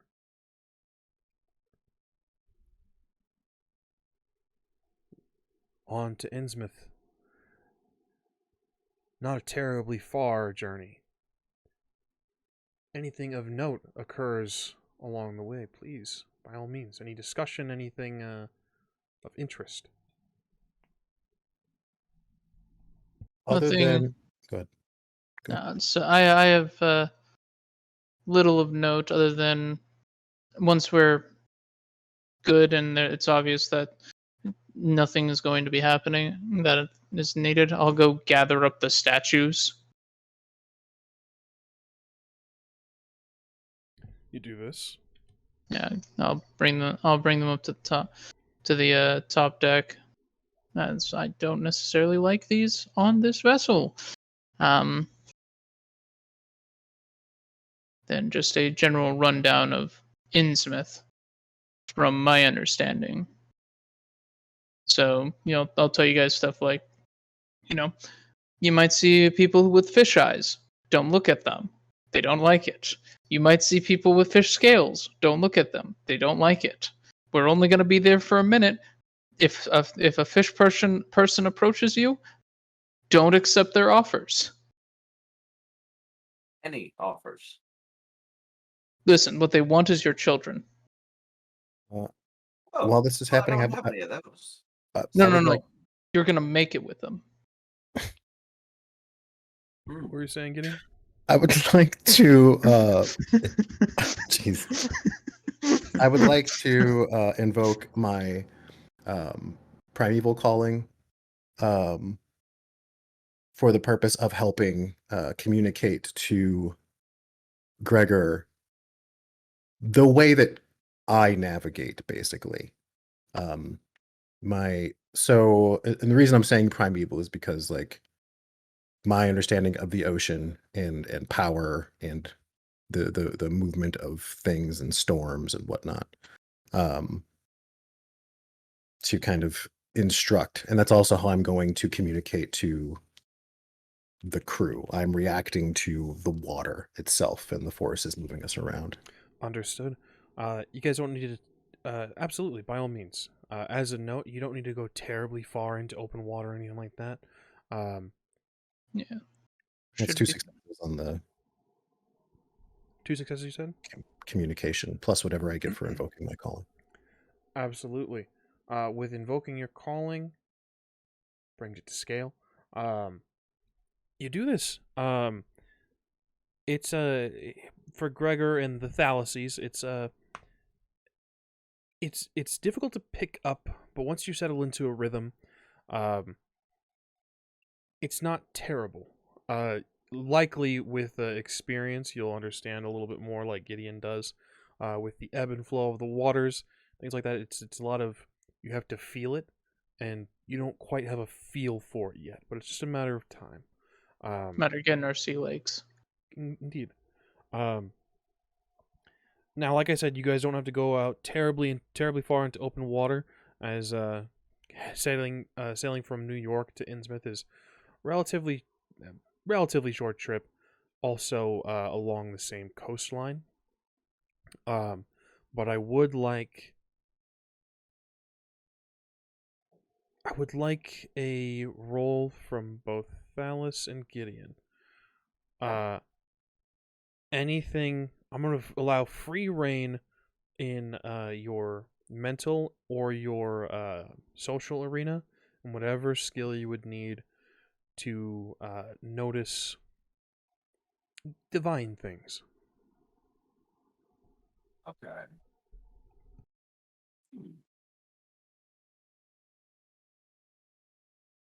I mean, it would probably be, it's either subterfuge or empathy for me.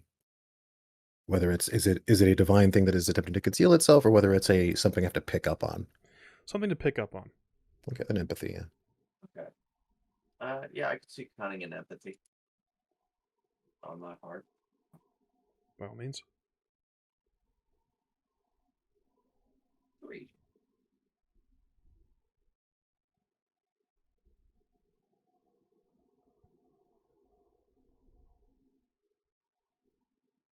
Two. 3 and 2. Gideon, as you are more focused on, so we're going to grab a momentum. You guys are at 3 momentum currently. Gideon, as you are instructing and sort of preoccupied with navigation, you don't notice the subtle nuances of something that's going on beneath or within the waves. Thalis, you, however, feel a pull. There's, being what you are, a created of Dionysus, you were taught to honor the gods. Now, you didn't make an offering when you went out to sea.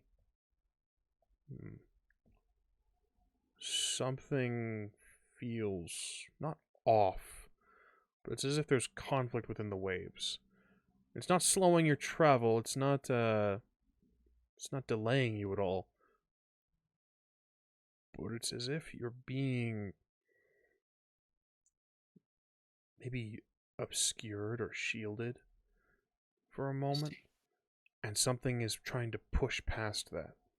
As if there's conflict within the waves themselves.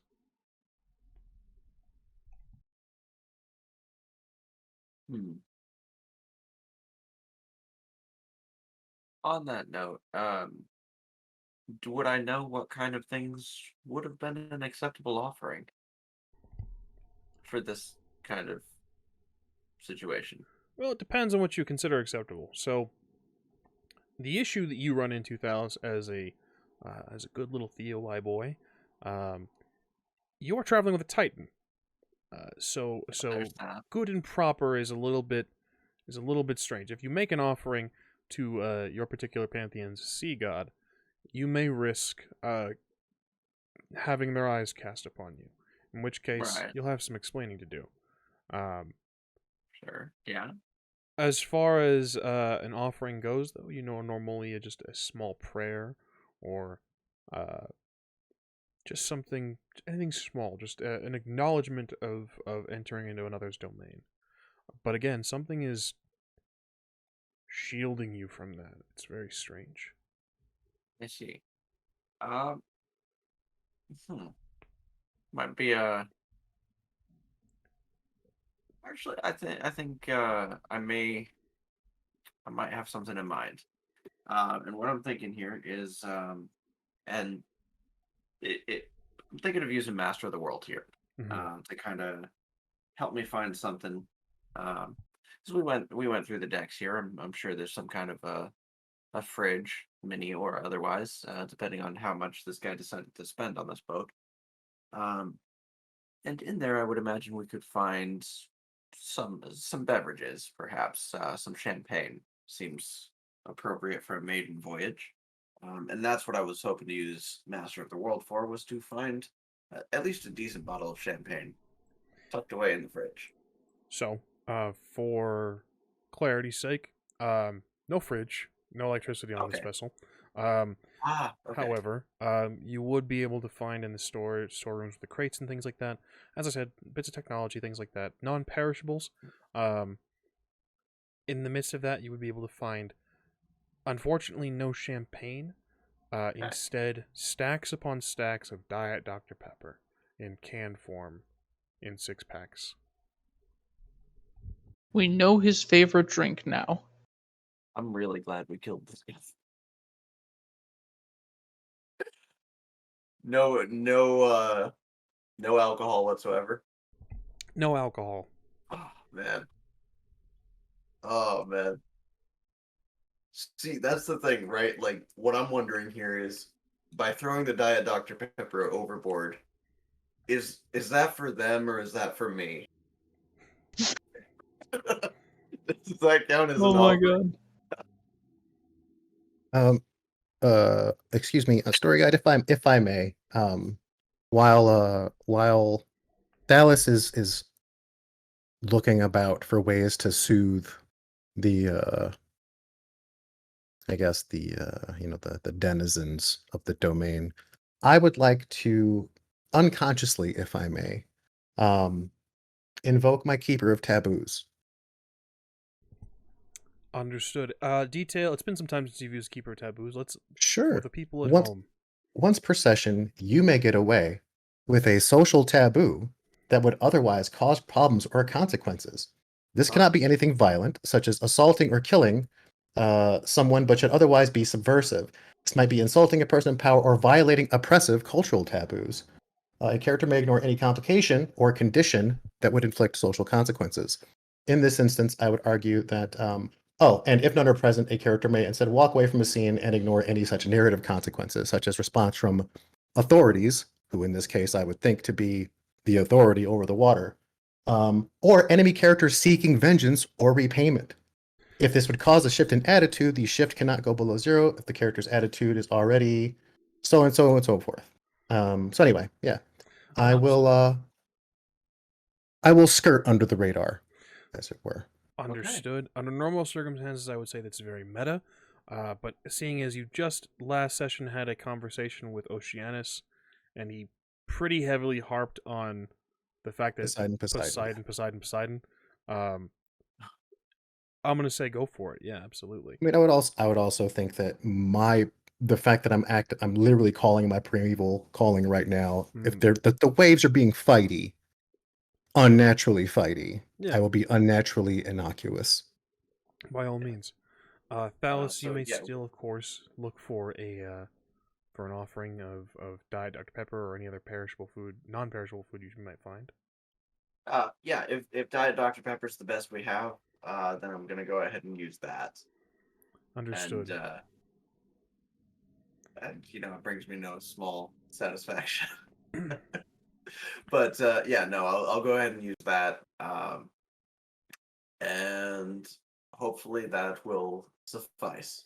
No, I have to how ask you a much of question, this- Thalis. Okay. Are you just chucking cans into the ocean, or are you pouring this out? I was thinking of pouring it out. Okay.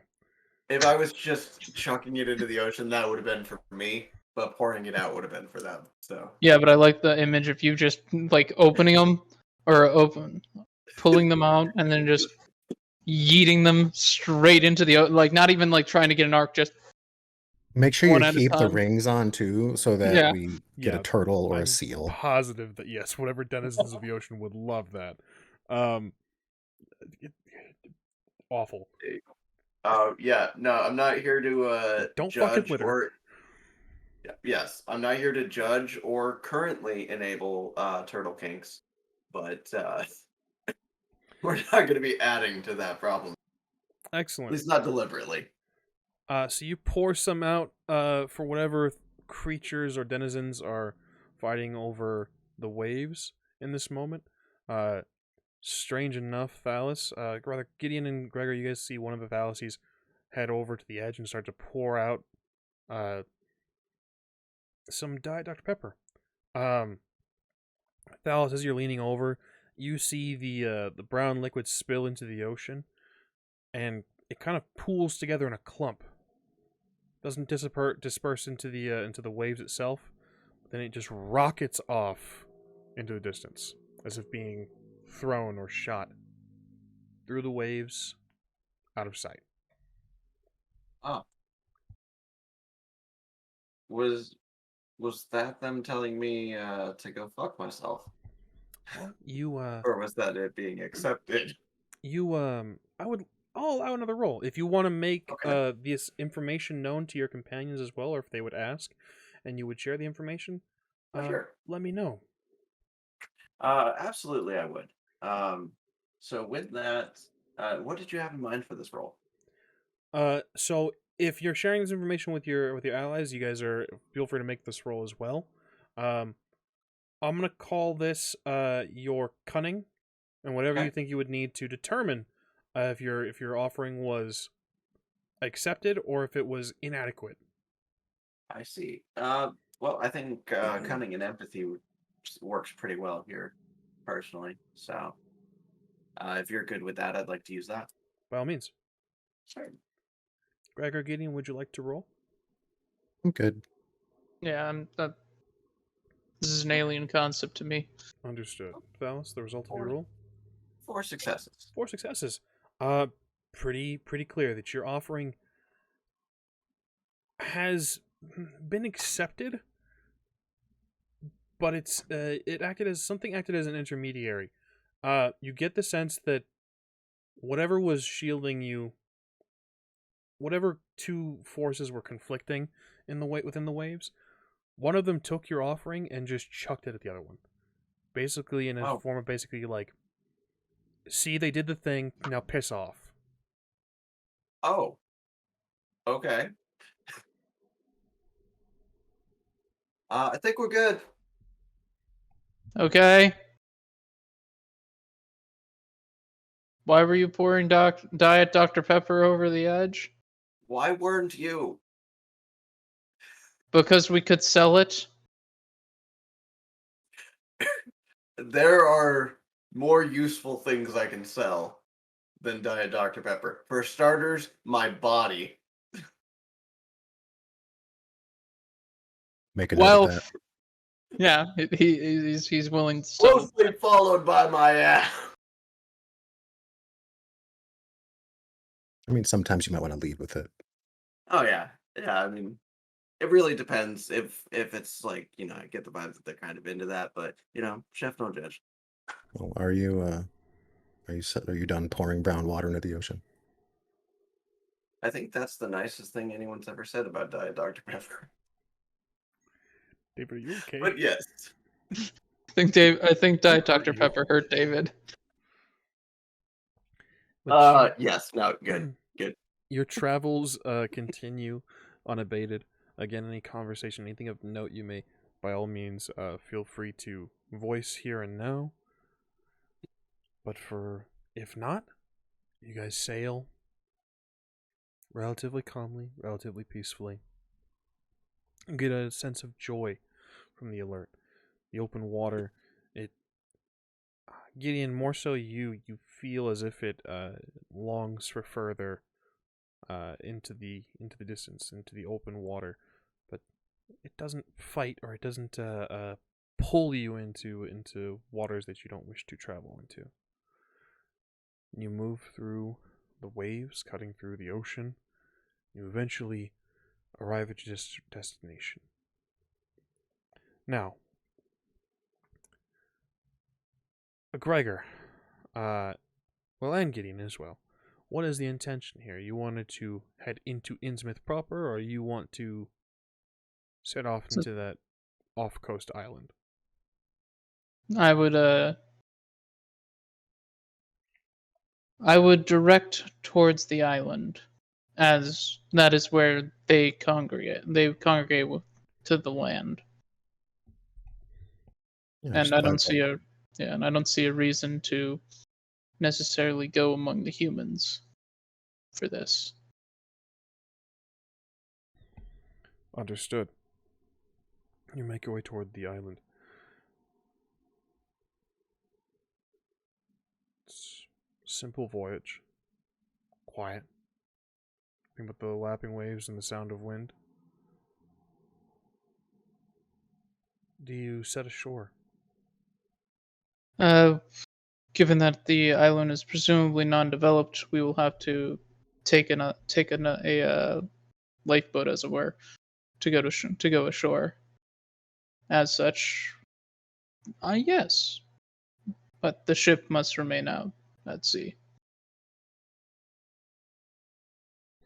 Understood. So, who heads on this on the small boat? I'll get on and leave my Thalises behind. They can man the ship while we're in our absence. So.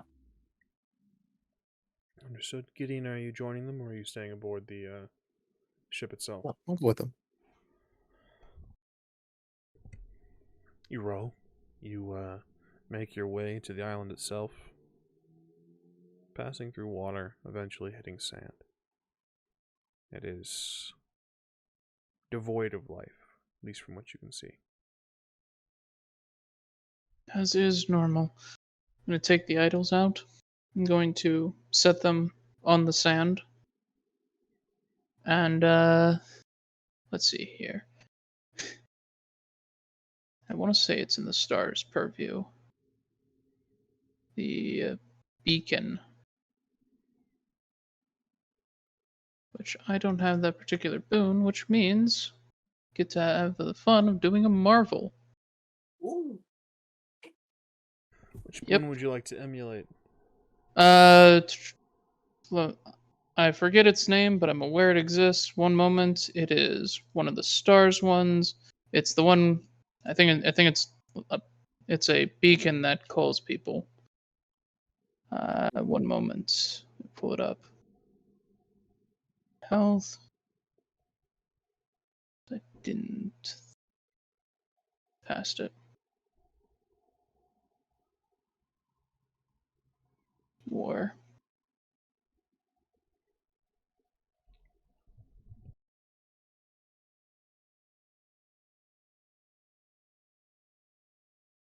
It's the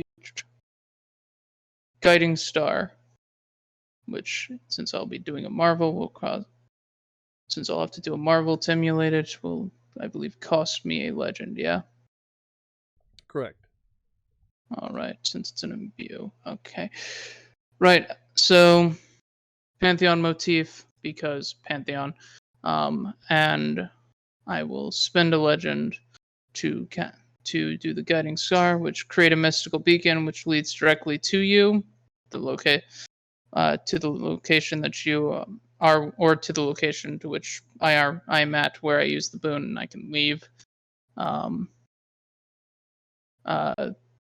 The boon, the target of the boon can sense the beacon from anywhere while within the same realm of existence and can navigate their way with flawless direction. Once the character is chosen to follow the beacon, they can use divine location as a simple action, determining the exact distance and direction from them. So given that, so I sit down with the statues on my knees and call out in tongues to Father Dagon and Mother Hydra to send their children to reclaim what's theirs, and emulate this boon via my star's purview to create the beacon to call them. Gregor himself begins to glow and eventually passes into the idols themselves that shoots off into the clouds and cuts through the daylight sky. The beacon has been lit. Do you wait? One by one, a head, another, a third, pops out of the ocean. Bald, scaled, large, bulbous eyes, unblinking, as they appear from the ocean and they watch. They drift toward the shore. Do all of you wait? Yes.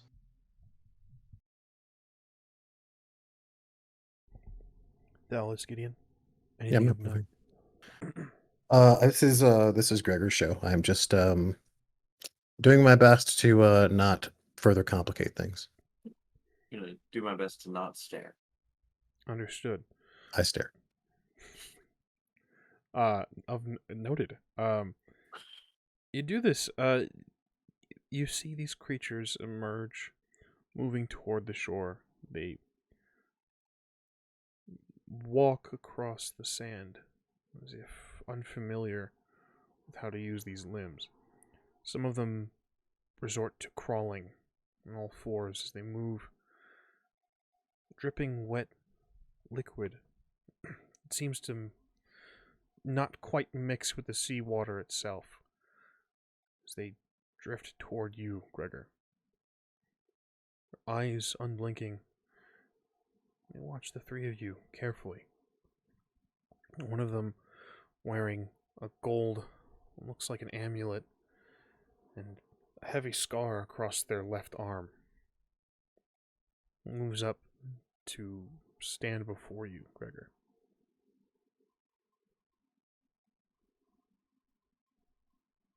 Welcome, children of Father Dagon and Mother Hydra. I have obtained artifacts of yours and would seek to return them to their rightful place.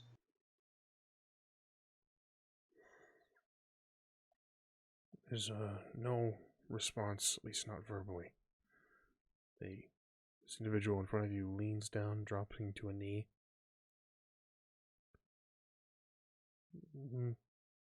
Looks down at the idols and back up to you. He places a web-fingered hand on your cheek, if you so allow. Oh, wow.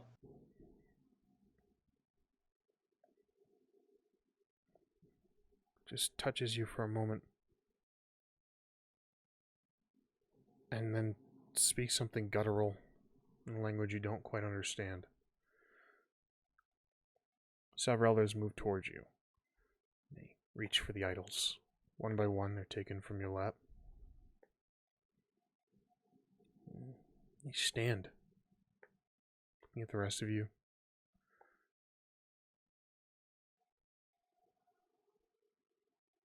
Hesitate for a moment before they begin to make their way back into the sea, awkwardly dragging their legs, limping, crawling, walking back into the ocean.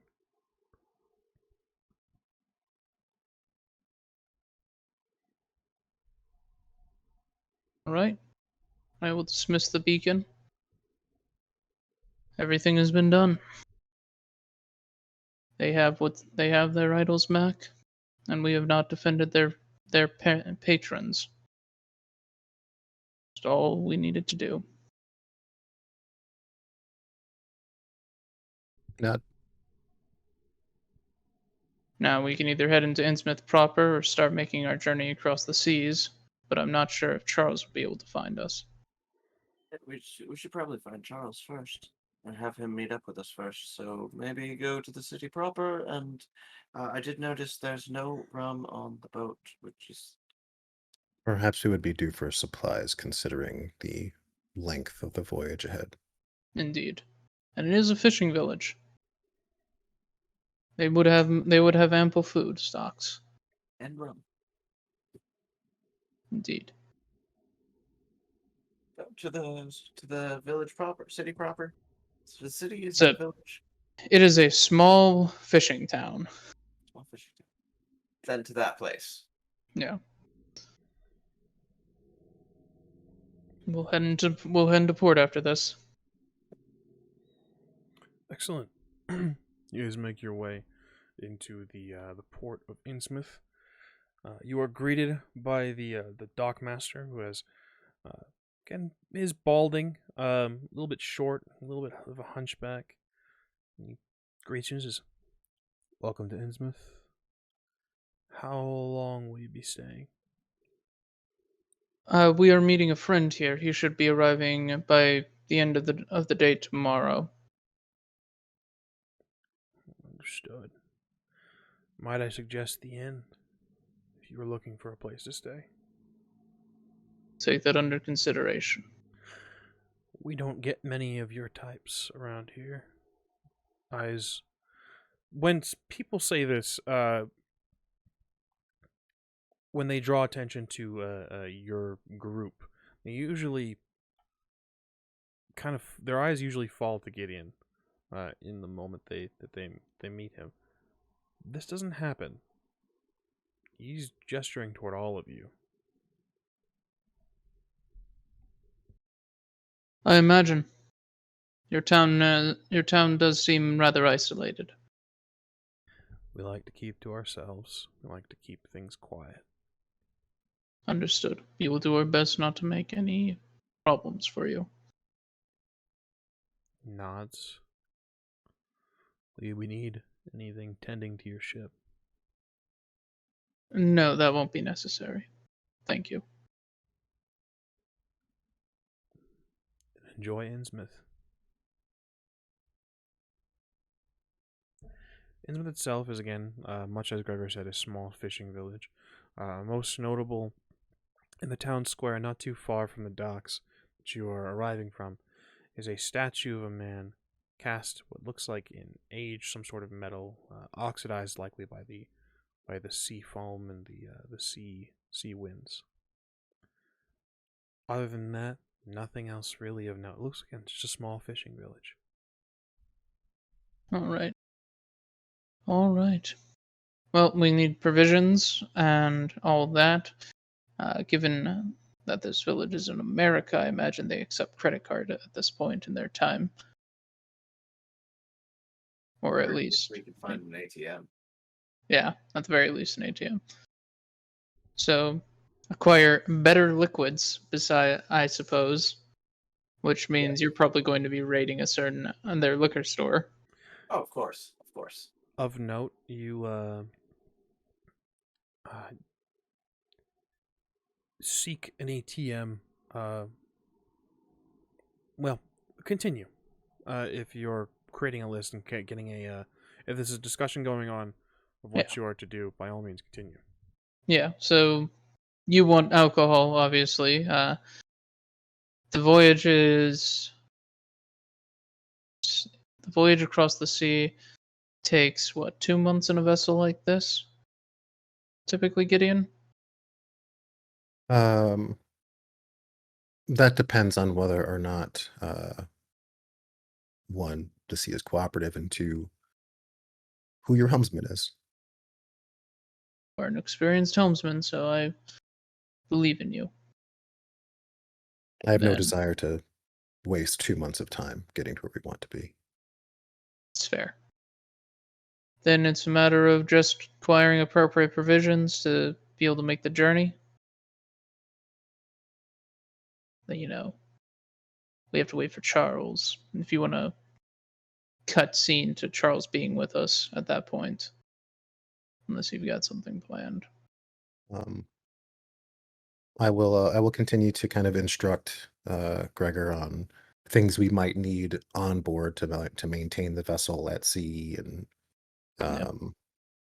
You know what? I'm gonna try to find some old school navigational stuff because of Gideon, and GPS.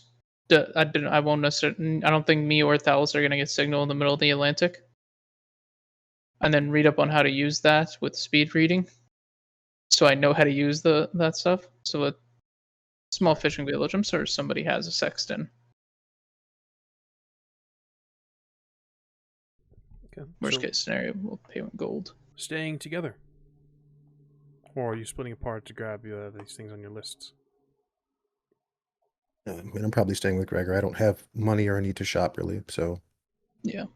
And if Thalis wants to go off on his own, he can, but I'm not going to recommend it because I know what this town's about. They're going to go after Thalis's kids. You all, as you move through this town, much as Gregor warned, most everyone here has slightly larger than normal eyes. The men begin to, you can see that everyone is beginning to bald. The men sort of walk with a little bit of a hunch. Everyone has a strange, again, almost fish-like appearance. I would say that a few of them of note kind of eye you all, and they don't appear to be spitting at you, but they seem to have maybe tobacco in their mouths, and they just kind of make a note to never look away as they watch you move through their fair fishing village. Yeah, I think I'll stay with the group then. Because then this whole thing about them wanting my kids. Yeah, it's a pleasant image. What is the first stop on your list? Well, Thalis is paying, so I imagine the liquor store. Yeah, we can get Understood. that out of the way first. And then just as really just enough to stock it up. Nothing too crazy, just enough rum for like 2 months at sea. a brand new town is a great time and place, especially as we're wandering around, for me to compel a fate binding. Interesting. Ooh. Okay. I would like to compel my unbound fate binding. Their condition is imperiled. So some external force has put the fate-bound character or the relationship at risk. Conditions normally applied by compelling a roll condition, in this case imperiled. But the story guide may apply to other instances to generate plot or bring a neglected character back to the story. So in this case, I am again compelling the unbound, which at this point is a significant number. And I'm wondering if any of them are here and in need of liberation from their peril. Yes, I would say. But let's see. Compelling the fate binding. I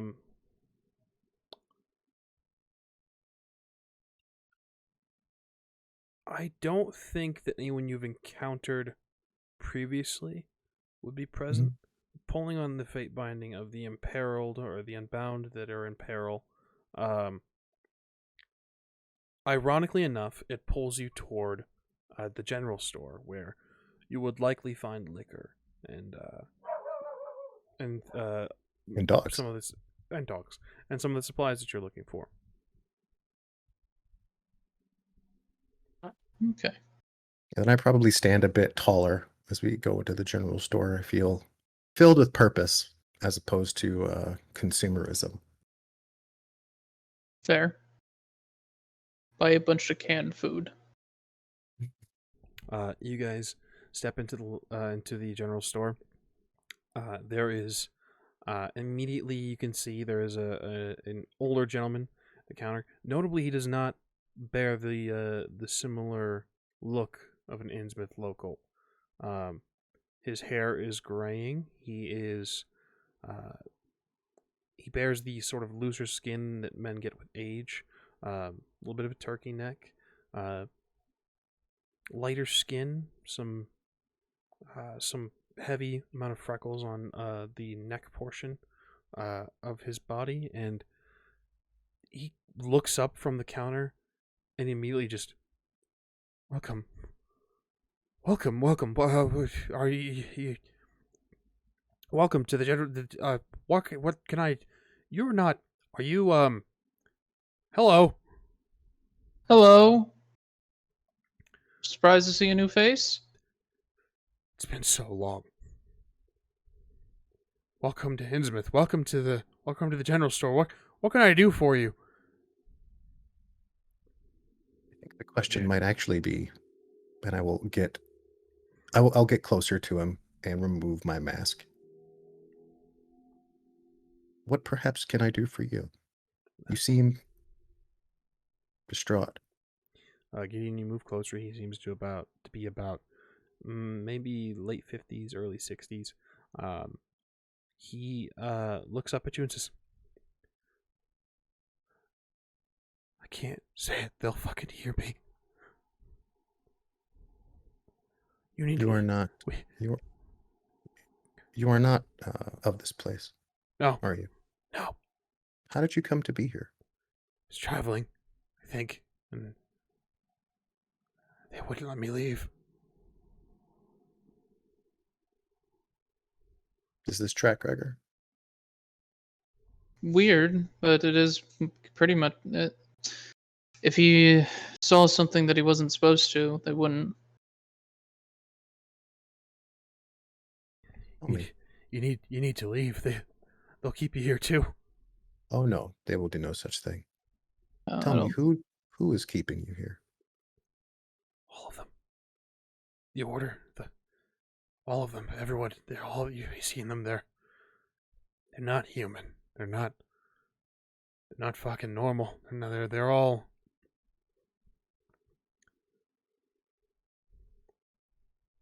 Yeah. Yes, everyone here is quite unique. It's really quite fishy, isn't it? Does it seem like the place for jokes for you? Just funny to you? What is your name? I don't remember. Good. Interesting. our ship is going to be leaving port real soon. And, well, I'm just saying we don't do checks for stowaways. Okay. Okay. We'd hate to, We but were, I think that we would hate to cause any potential problems at our port. Maybe you could point us in the direction of whom it might be that is keeping you bound here. Nameless one. As you say this, you guys can hear the front door creak open a bit. The bell just jingles just a little bit. Very clearly, you see one of the Innsmouth locals kind of peek in, wordlessly, just kind of looking over at the old man running the general store. His eyes go to wide and just like wave. Thomas, it's good to see you. Your order is not quite complete.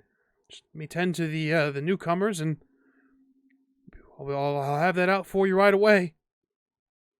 The individual now identified as Thomas just kind of looks and then closes the door. You hear the jingle of the bell just a little bit as it kind of creaks. Just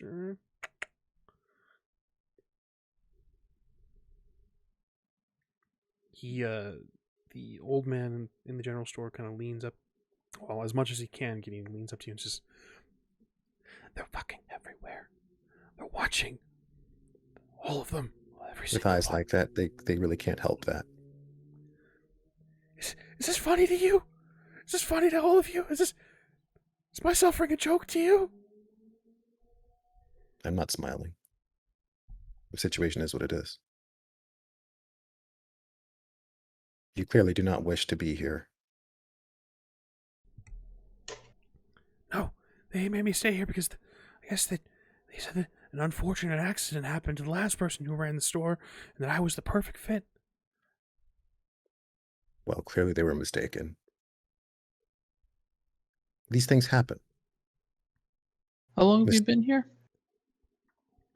Some 10, 20 years, I think. I don't know.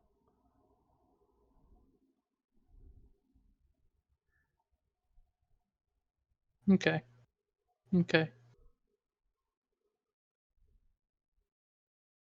Who's in charge here? Who gave you this job? It was I think Marsh was his name. Marsh. And how might we find Marsh? He's not found. He comes out at night when there's a march or there's a holiday. When's the next holiday? Big event, twice a year. What day is it?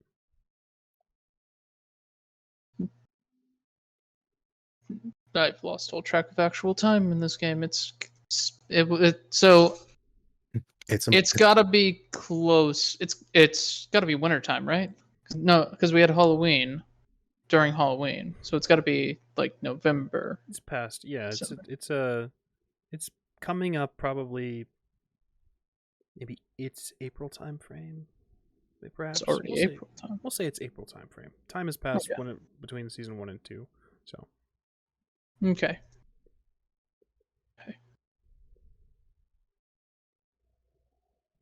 It's April, about mid-April. Gregor, these are not necessarily people I'm familiar with. What sort of problems would be created if such a person were to fall out of favor with the people here? Realistically, I mean, you saw what they turn into. They would probably just feed him to the fishes if he fell out of favor. If he only comes out when there's issues, we could also cause an issue to get an audience with him. Alternatively, we can just ask. Why would you want to meet with him? Why just to get your freedom? You have a ship. Yes. We're also trying to not create as much noise as we tend to, especially considering, well, the nature of this place. They won't just Yeah. let me go. They'll ask for a trade. They'll ask for... He looks at you, Thalis, says, you're their type. They'll keep you. So, in fact, that is true.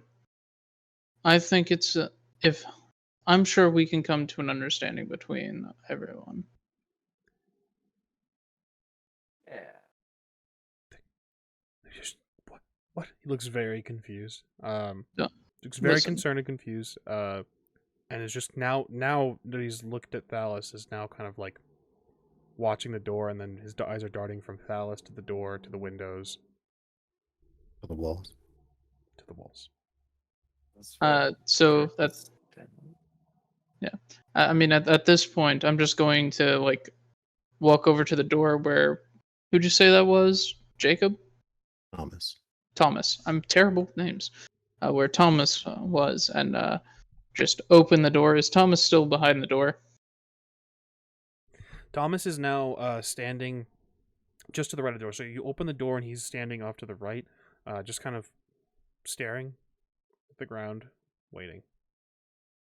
He looks over at you as you open the door. Hey, Thomas. I don't know. Do we have a secret handshake? I don't know. Scion of Nyarlathotep. I need to talk to you, Marsh. Obed doesn't come out until the end of the week. You cut out at the very end of that. Obed doesn't come out until the end of the week. Got it. Will be staying for May Day. Made. Unfortunately, we won't be able to. But I will be back for May Day. If you happen to talk to him, or if your little lines in the or if your little grapevine could get to him that I want this, that my dad wants this guy, that would be helpful. He's getting up there in years. Are you sure? Some of the greatest scions of my dad were old white guys from New England.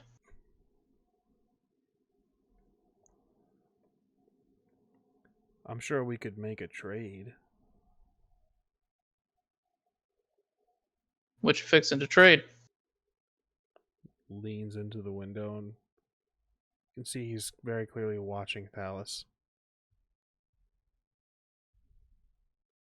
Tell you what. We'll leave him behind when we leave, and you let us take Marsh. Or not Marsh, and you let us take Mr. No Name. I'm sure that would be perfectly adequate. Cool. How's your friend there do on fishing boats? He's like half of our crew. Excellent. I'll see to it that the information gets to the proper channels. All right. Close the door. Okay. Arranged for your freedom, and all it cost was one of the Thalai.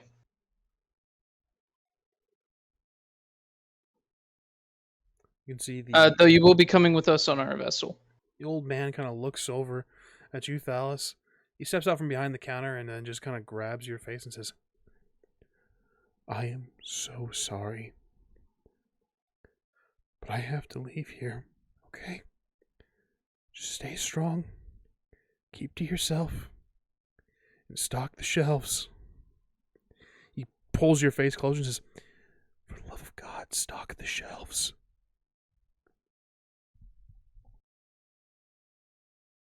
That's comforting. The shelves will be stocked. Okay. Think we should sleep on the vessel tonight. Yeah, I think so. Yeah. Assuming Charles doesn't magically show up in the next before sunset. Where do you reside? Chum. Chum. This man is suffering. He looks at you and says, "I have a cot, a little sleeping quarters in the back. I don't leave the store. I never leave the store. Do you have any personal belongings? Anything that you own? Not anymore." Why don't you go ahead and tend to Thomas's order and get us what we need? Thalis, Yes.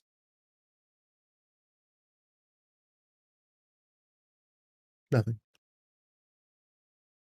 I suppose if this is goodbye to one of you,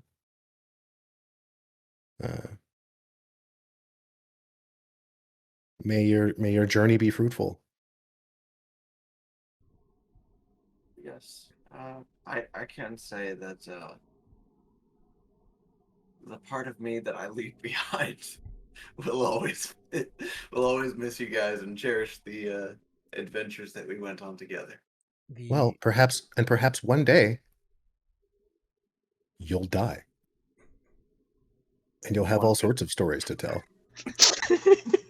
The old man at One this could only hope. reaches into his collar. You guys can see he takes a cord from out of his neck. You can see a small metal symbol around what looks like just a corded necklace. It looks like a lowercase T made of silver. And he presses it into your hand, Thalis, and says, "There is no God here. But maybe you'll have better luck with your prayers than I did." I kind of sniff the air. Is he telling the truth? Isn't that the symbol on like Charles's book? It is. He forces it into your hand, Thalis. You sniff the air, Gideon. His God is certainly not here. But he presses it into your hand, Thalis, and just says, I'll pray for you. You have now a lowercase T on a necklace. On a necklace. Okay. Mm. Hey, What? I'm curious as to what this is. it's a lowercase T on a necklace. It's a piece of metal shaped like a lowercase T. It's But strange, but I will thank him. He begins tending to Thomas's order, and you guys gather up the supplies you need for your journey. Time passes, but as it does, this is an excellent place to end today's session of Scion Godsend. Well done, guys. You traded Thalis for an old man. Sorry, Thalis. That's fine. I got a T out of it. Could you please roll the strength of my fate binding for me? I absolutely can. Plus my legend, so that would be 5 dice, please, and tell me how many successes you get. 5 dice. That is 1 success. Nice. So with that, I would like to increase the strength of my fate binding to the 3. old man? No, Or to the to the unbound. Understood. Yes, correct. To 3. Understood. It is done. You may regain a point of legend if you've spent it. Yep. If it puts you over, we'll pick that up next session. But we'll pick up a lot of stuff next session. Hopefully Charles finds you guys in Innsmouth, and hopefully he's on his best behavior. I'm sure nothing bad will come of Charles coming to Innsmouth.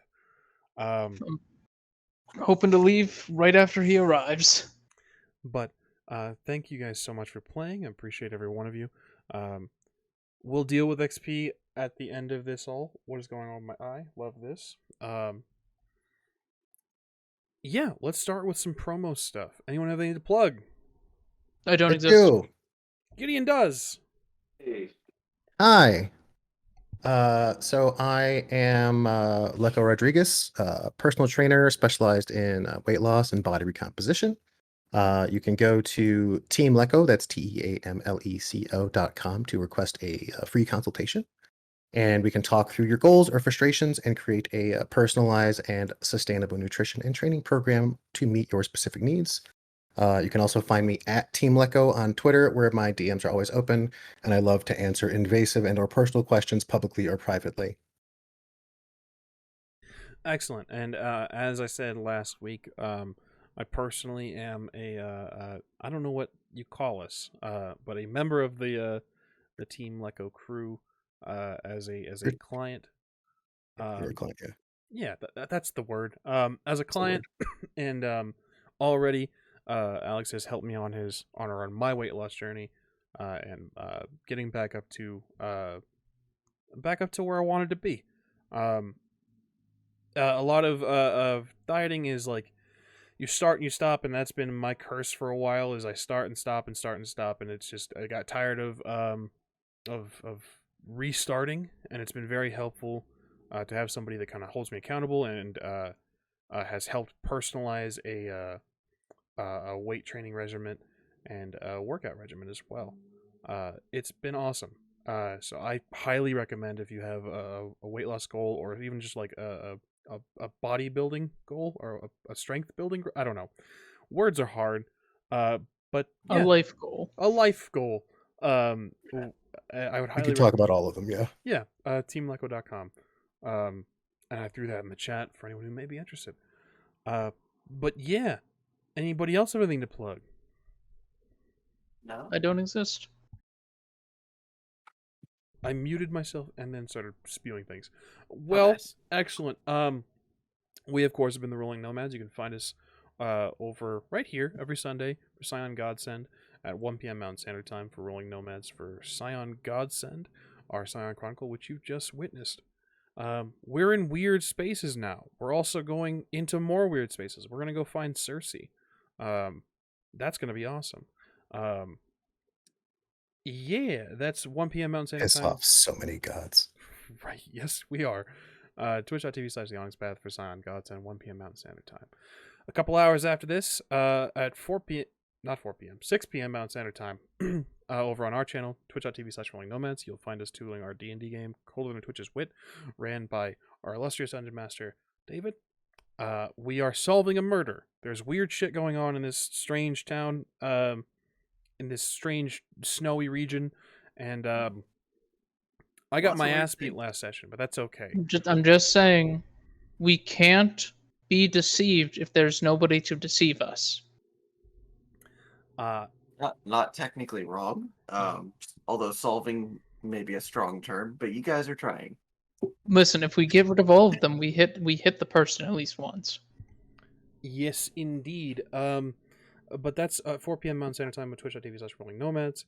And then we will be unveiling very shortly here on twitch.tv/Rolling Nomads a Witcher game that will be running every Thursday. Not this upcoming week, but hopefully starting a couple weeks after. Keep it to our Twitter, and we'll give some announcements.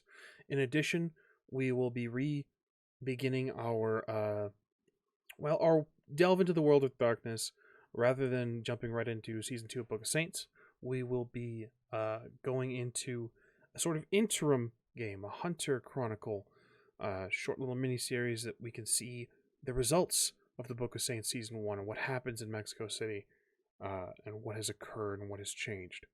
And that'll be beginning this upcoming Friday, barring anything crazy or any complications, over on twitch.tv/Rolling Nomads at 5:30 p.m. Mountain Standard Time. There he goes. That's our stream schedule so far. How to keep up to date with it? Sweet boy. How to keep up to date with it is on Twitter. We're found there at _Rolling Nomads, and Hive Social at Rolling Nomads. That's where we post our schedule. Anything crazy that might be going on that week, any cancellations, any changes to scheduling, any late starts, early things, new programming, all that good stuff. Once again, it's Twitter at _Rolling Nomads and Hive Social at Rolling Nomads. As well, Plastic Age Plays reminded us that LECO will be here over on Tuesday for Trinity Continuum Adventure. I unfortunately had to step away because work is a thing, but I will be at work if I'm not being supervised with Twitch on my phone, watching very happily. That's us in a handbasket. Do we have anything else crazy? Did I miss anything? Nope. Yeah. You missed the best boy. Yeah, it was very distracting. He's staring at me, he's looking at me. Oh boy. But that's all I got. That's all we got. Thank you guys very much for joining us, and we'll see you guys next Sunday. Same time, same place, same science. We'll see you then.